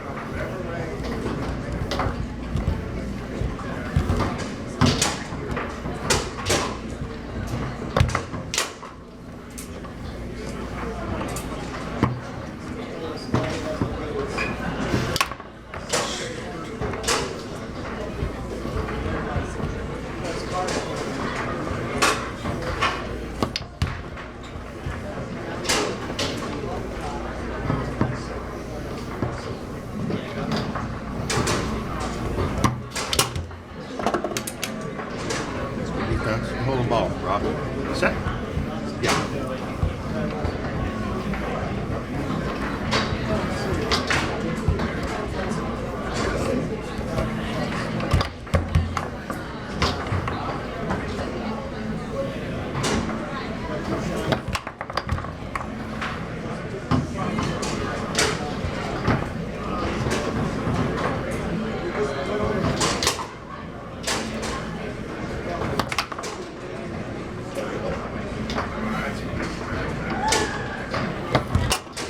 Baby, come on.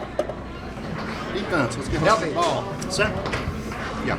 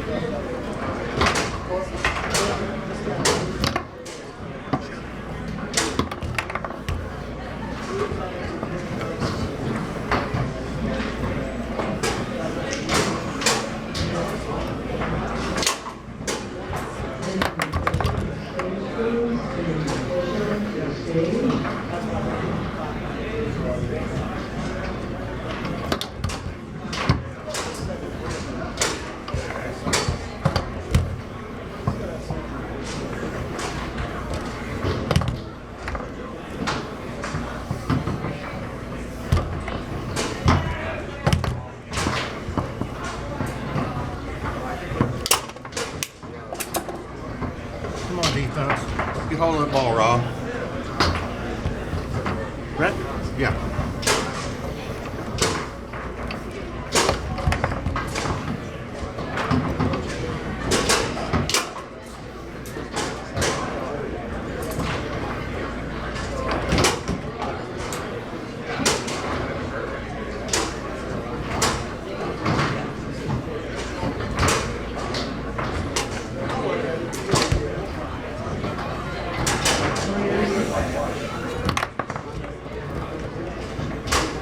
Handicap doubles will be closing. Handicap doubles is closing. We have numerous unteamed and unpaid players. I need an official to the stage. An official to the stage.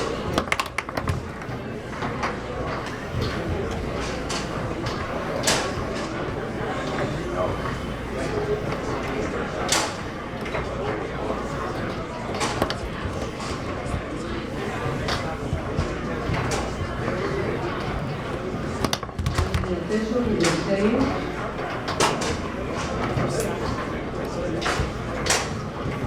We need a certified official to the stage, please. Certified official to the stage.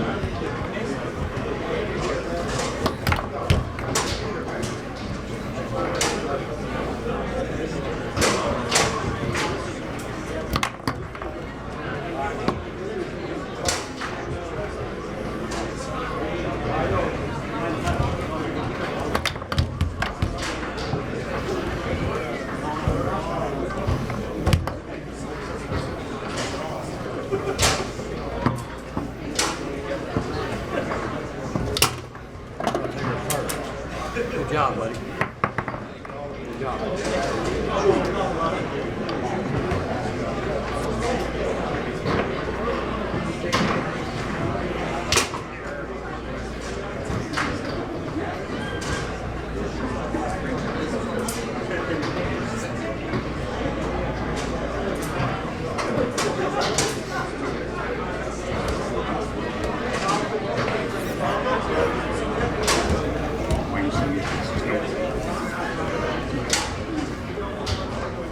Ready?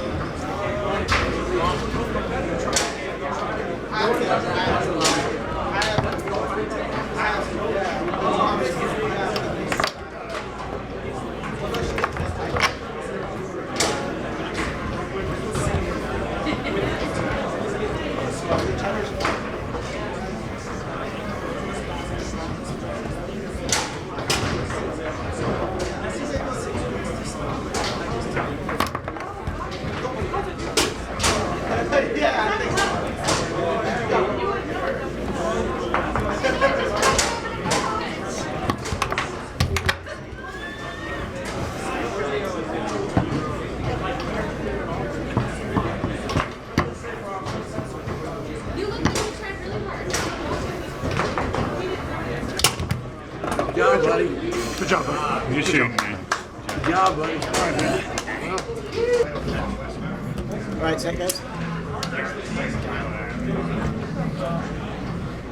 Nice. Hey, Try. Yeah, done it nice every try. match. I You knew guys this say time, we're so all- good try. I didn't even know. all right, are you guys set now? Set. Ready?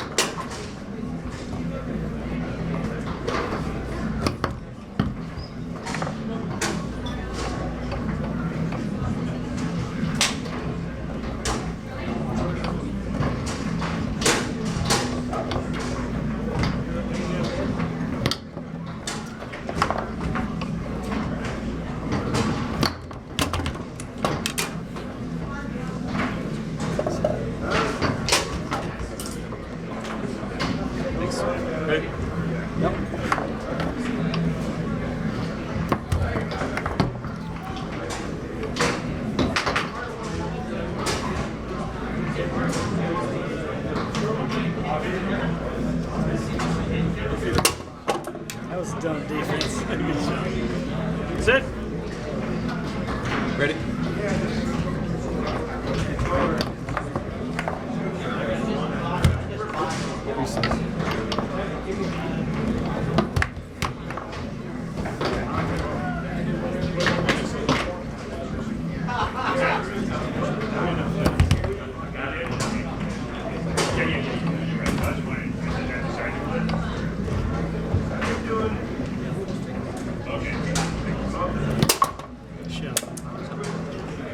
Thought he was there.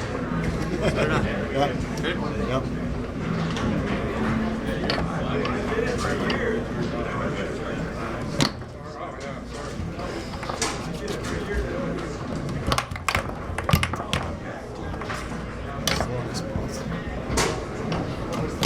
Yes, Good Sam. shot, Come on. Sam. Stuff out Oops, there. sorry. Buddy. Come on, Samurai. Slow as shit. Set. Yep.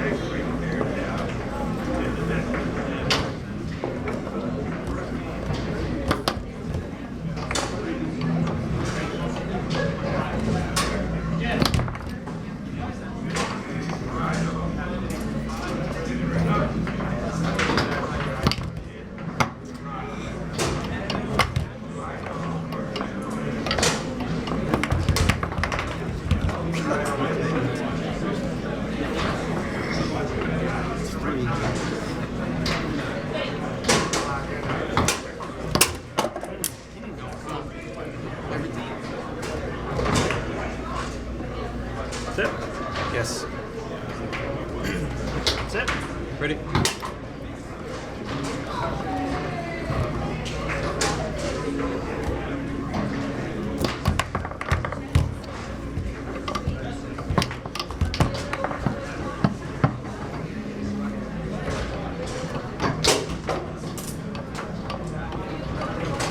Official to the stage.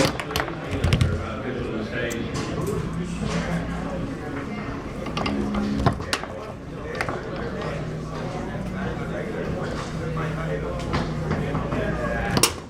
God, quit hitting that. I know it. Good job. Nice. Set. Ready?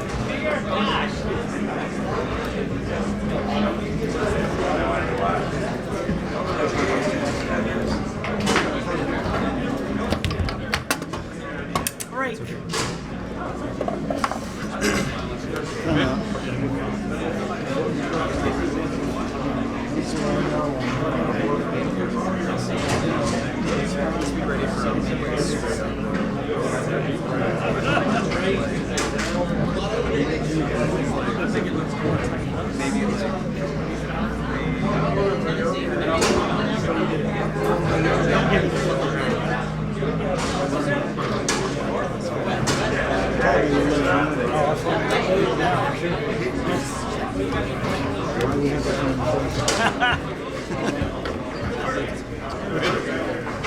Yeah.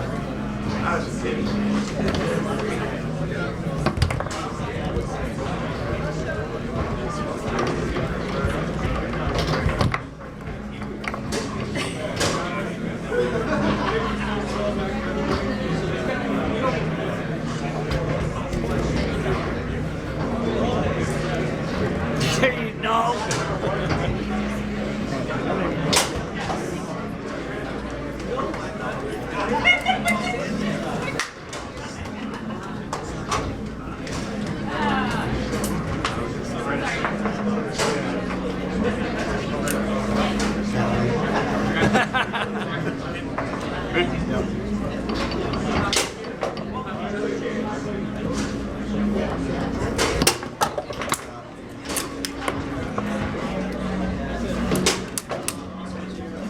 Good shot.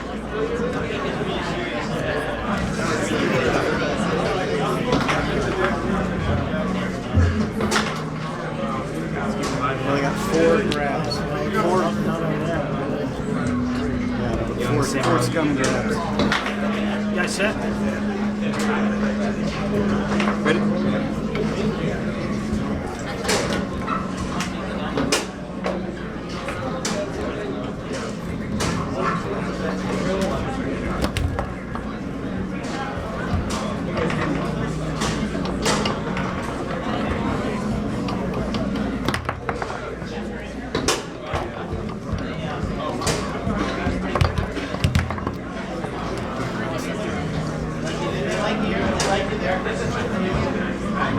You have 80 certified officials.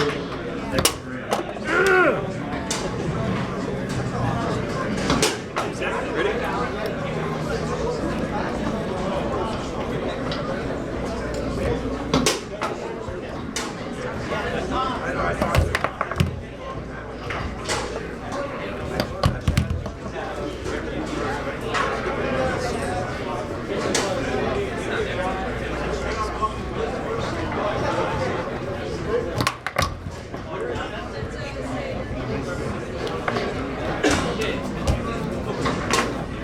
Set? Ready?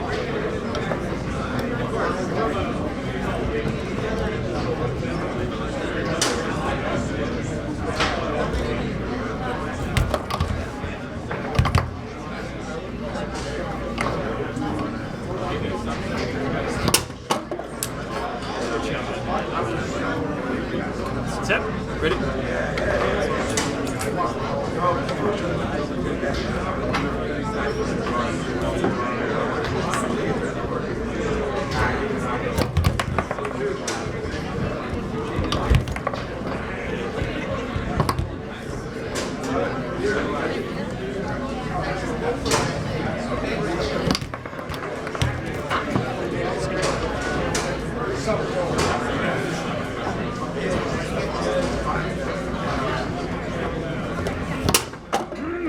Shot.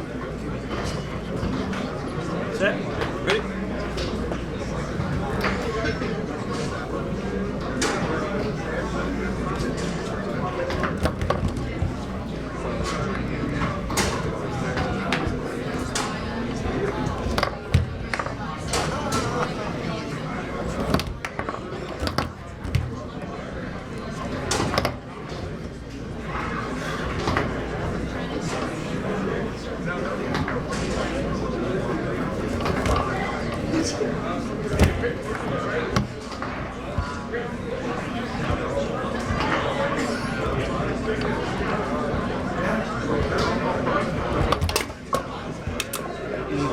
Teach me, man.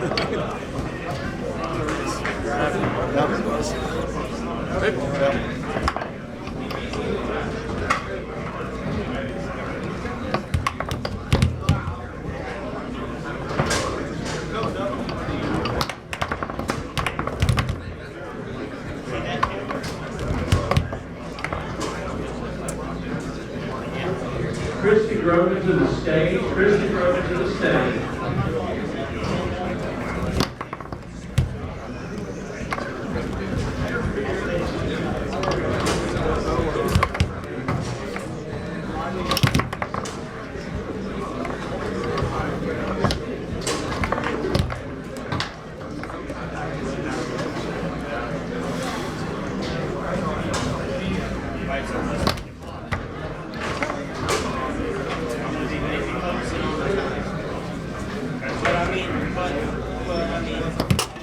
you. Nice. That was a good job.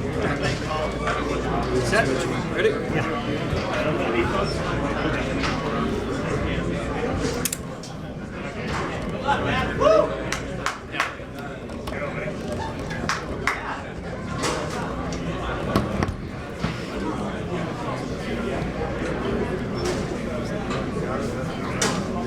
You know, I wanted to hack so bad. I wanted to hack so bad. Me too. Ready? For a second.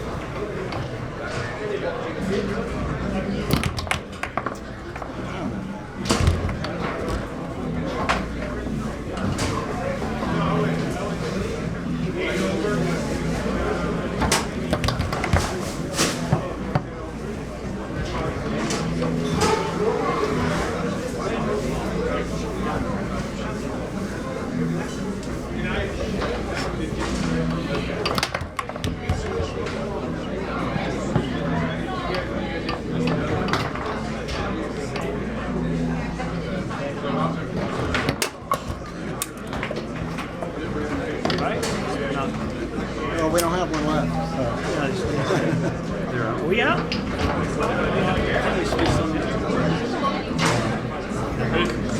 had to call timeout to switch.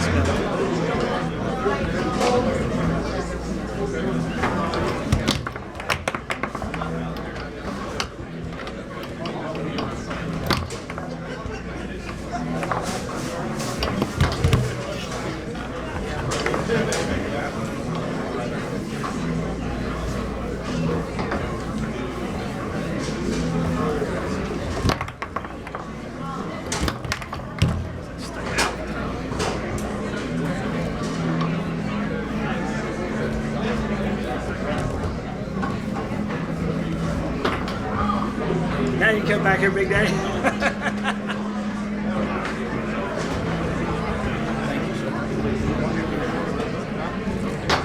I'm gonna get stuck back there.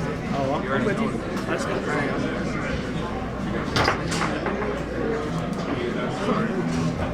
Just hammer it right into the wall.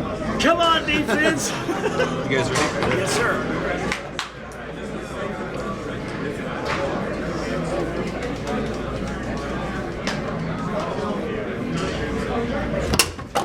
Good shot, buddy. Good job, man. Good playing, guys. Good play. Great play. Let's do it. Let's do it, brother. Good match. Great? Yes, sir. Here we go. Do you know the handicap here? No?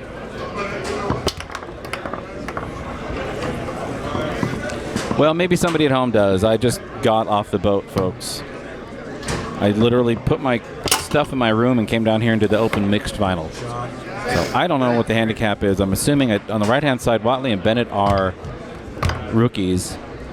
I'm assuming it goes... Oh, there's a table tap. Somebody put a coin in the jar.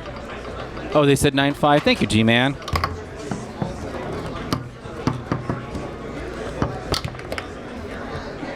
So Mehring and Spredeman need to score 9. Whatley and Bennett 5 in this 3 out of 5. What do you all at home think about these kind of matches? What do you think about the handicap doubles?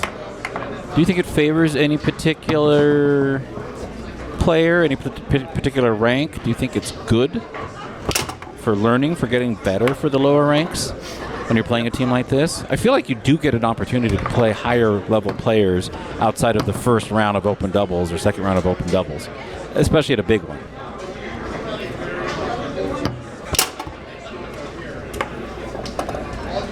Yep. Quickly though, 3-1 in favor of Mehring and Spredeman. 4-1. That was nice. As a clinic, Spredeman, of course, and I talk about this quite a lot, you have to have a big toolbox, or in his case, a tool shed, or maybe a Home Depot, does Spredeman. Pull shot position. Try to do a rinky-dink.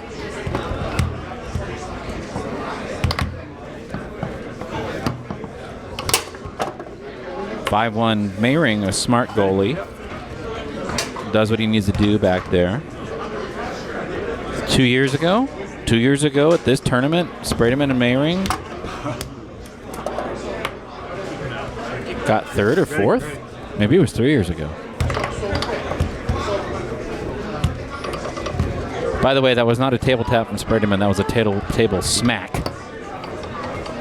Quickly to the middle, to the rollover position. Spredeman.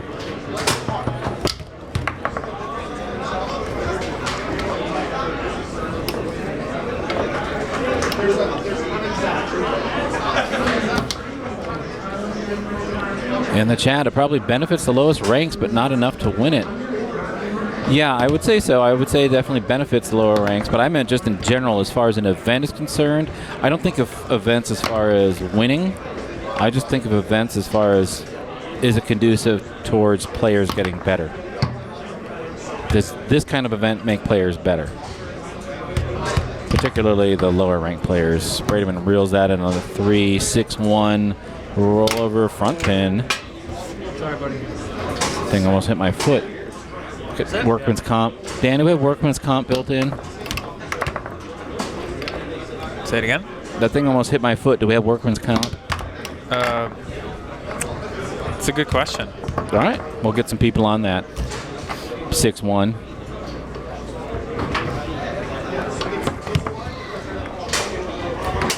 Dan, are you looking forward to all the foosball this weekend or what? I might actually play something.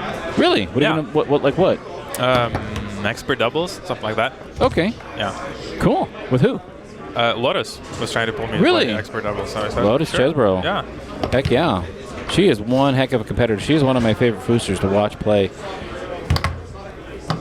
Very smart, very diabolical. She has a quiet, enraged way of playing.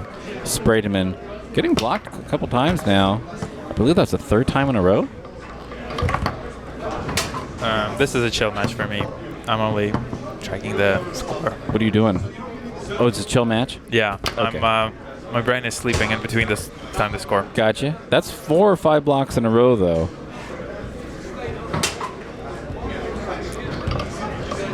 And as Clay would say, he gets back the rebound. Soft hands. Win says it makes higher ranks better. Yeah, okay. I respect that. 7-1. I do like the concept that a player like Spredeman has to play like Spredeman the entire time in a handicap match. That was it. He finally broke through. It's been 6-1 for a while. I believe that was probably his 5th shot attempt that went in. That one sneaks in through the back door, as they are wont to do. Scott and John pull within 3. Golly. Golly. I flew 2,500 miles to say golly. I flew 1,500 to hear it. Okay. Mehring, solid back there.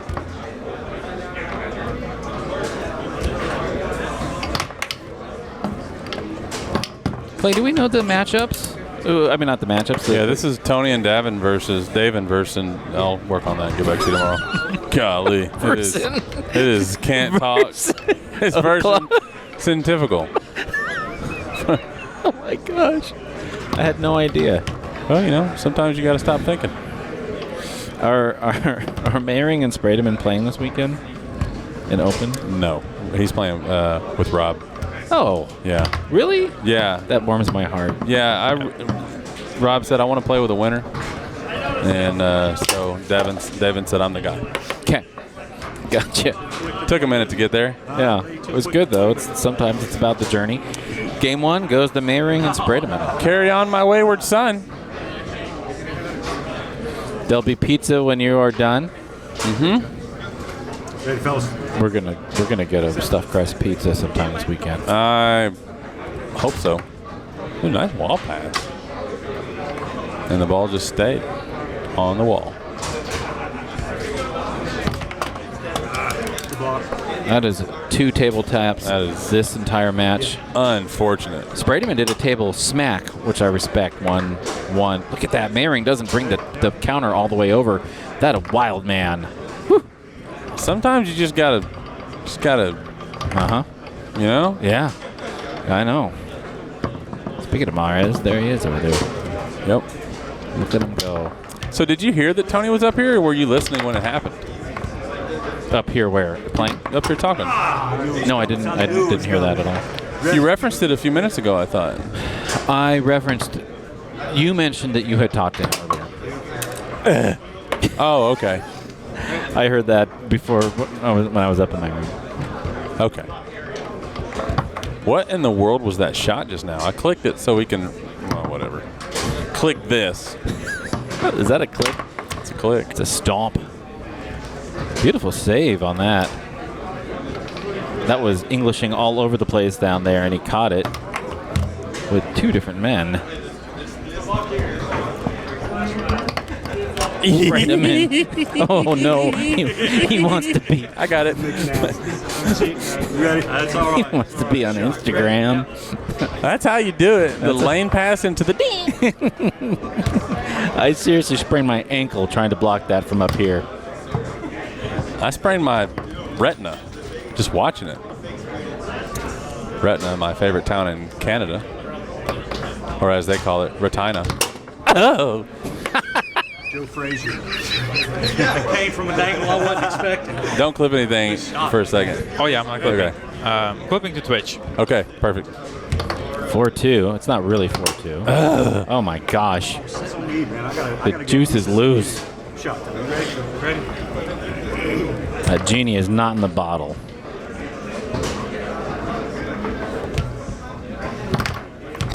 A little handshake. A little rough, huh? Yeah, he's giving it back to him here. No. He got you. And I he jarred you and I distracted you. Took my hands out. Take the ball. At the top. He didn't. He just tapped that. That wasn't a pull shot. That was a tap shot. Pull tap? Yeah. He was like, I don't know, about a quarter inch off that. Why is he not shooting it from the 5 again? Why did he pass it like a loser? Yeah. What does he think he's doing? Oh. Spredeman again. 5-3. They're going to 9. He's chipping it down for this. I suck. Ready?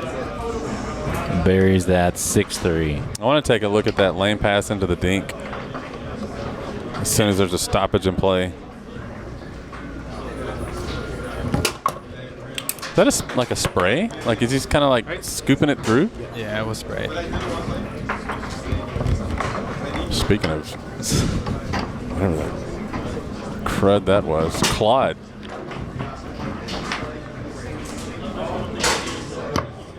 Claude is my real name. I never knew my step name. I always like it when Davin asks, do you want me to call a timeout? Sometimes I've seen him do it, and I think he's being funny, and I don't think he's always being funny. Tony's been shooting from the goal, man. Oh, that was interesting. Immediately calls a timeout. So this is that shot from a moment ago. You see Tony, and just. Oh my gosh, that's a great sound. How did it sound? Let's take a look. Yeah, I want to see that again real quick. Goes through and goes.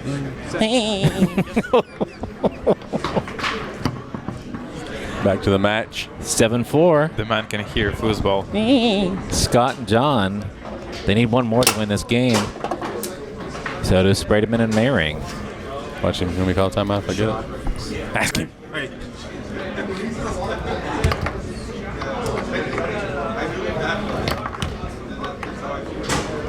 And he's going to bombs away. Yeah, he's. Watch this inside bank. Oh. You are so smart. That's before he set it up. Have you ever thought of getting into foosball commentary? I thought about it, but you know what? There's better people than me. None of them are here.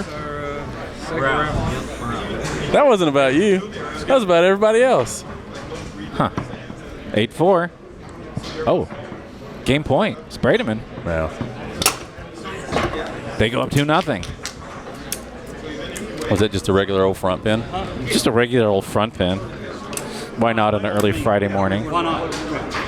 I can say I got spanked with Spredeman. Just sneaks it over there and just drills it in. Yeah. Good stuff. Yeah, I see that. Could we have a transition for that? Yeah.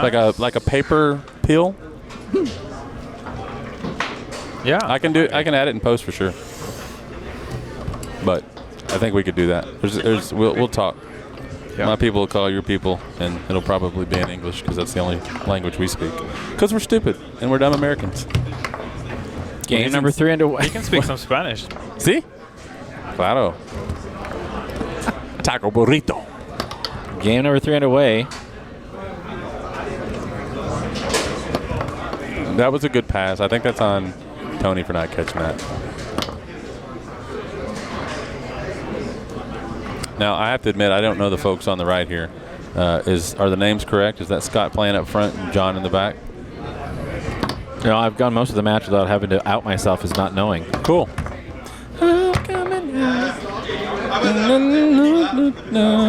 Just reels it in there. And immediately. I think if you're the forward there on the black side, I think you just try to hit Tony's guy instead of trying to go through the hole.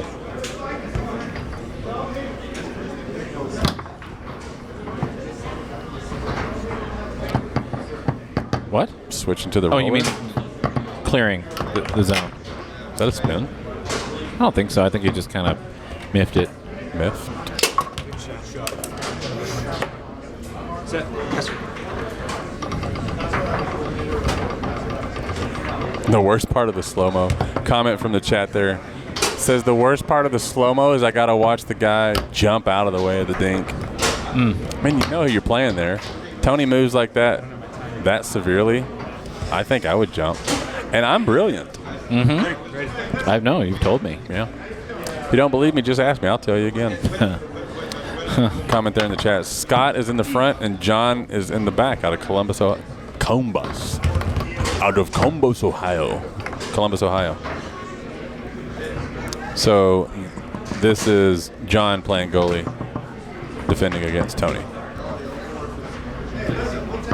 And just getting drilled with that tap to the middle and back out to the push side. That is, you see it a million times, and you think at some point people would not struggle so much. That is a hard shot to block. It is. Good grief.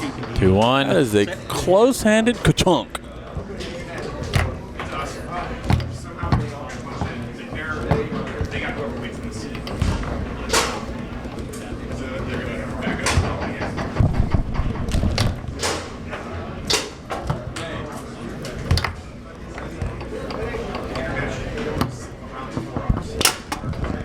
Three, 1. Set.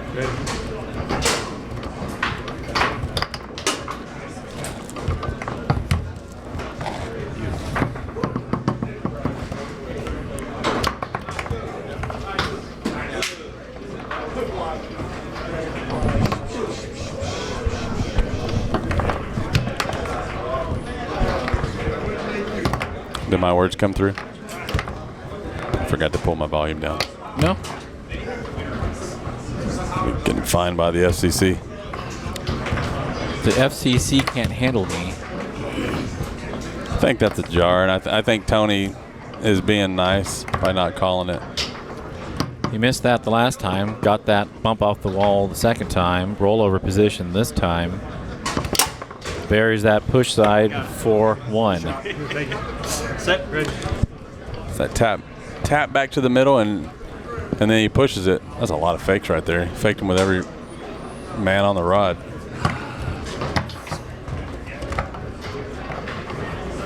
Good wall pass.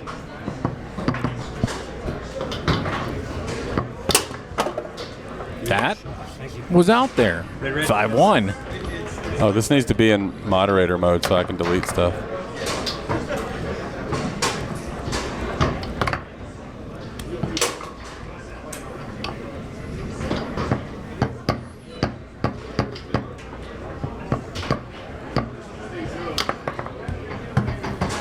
Spredeman catches the rebound on the 5. Slows it down. Hard along the wall. 5-1. 6-1. Dead bar. Yeah, no big deal. Food's loose. I think actually that's my that's my style of humor, frankly. And there's quite a few folks here that might not think it's funny. So feel free, keep test driving what's funny and what's allowed and all that stuff. Ain't no big deal. But I went ahead and removed that. Sorry about that, buddy. Let's take a peek at that push kick from a minute ago. He's done now. Oops. This one. I forgot I was playing for a second. It does clip it differently. Different times. You were saying it was inconsistent? Yeah. Okay, so I need to give it an extra second or so. Okay. I wonder why. I wonder if that's latency here. I wonder if it's latency there to plug in the code for the clip itself. So one thing I noticed is that if you clip before the full buffer time, again, after you clipped, it doesn't save the full. So if you clip often, that's a problem. That I knew, yeah. But then I noticed... But if it's just out in the wild? It's still sometimes not like... Okay. I plus or minus 2 seconds. I can work around that. Spredeman steals on the 5 to the 3 quickly now. It is a match point. In 3 games, do they do it? They got 2 more points. Don't they go to 9? Oh. Adam can't do math this late at night. Oh, you can do math. That was just counting. That's not math? Well, you can't do English either, apparently. Huh? 8-1? All right. Oh, you got. Let's go. Ready? Now it's match point. Me do good. Mehring trickles that down. Davin's a wild man. He is. Oh, nice shot. Pulls within 3-ish. That's quality. That was funny. This time, though, Spredeman, it is match point by my math, which is just counting. Buries that, puts that away, and in 3 games, Scott Whatley and John Bennett are defeated by Tony Spredeman and David Mehring in this handicap doubles. Shot from a couple minutes ago. This push kick from the back. Oh, he kind of scooped that in a little bit. I did. Hey, for a minute they were shook up. They were hang on a second. Hold on a second. In my defense, for about 20 seconds, he did not score. Hello, Instagram. That's funny. That is funny. Take what flex I can get, brother. I respect it. Good play, fellas. Well, that's the one you can get. Yeah. That's yours? Yeah. Yeah. We had him. One year's Tony? Because he put that stank nasty on you for the rest of it. It was ours. He was warming up on the table. I did put one in. Hey. All right. It's an honor, dude. Appreciate you. I'm going to go to bed. I am also going to go to bed.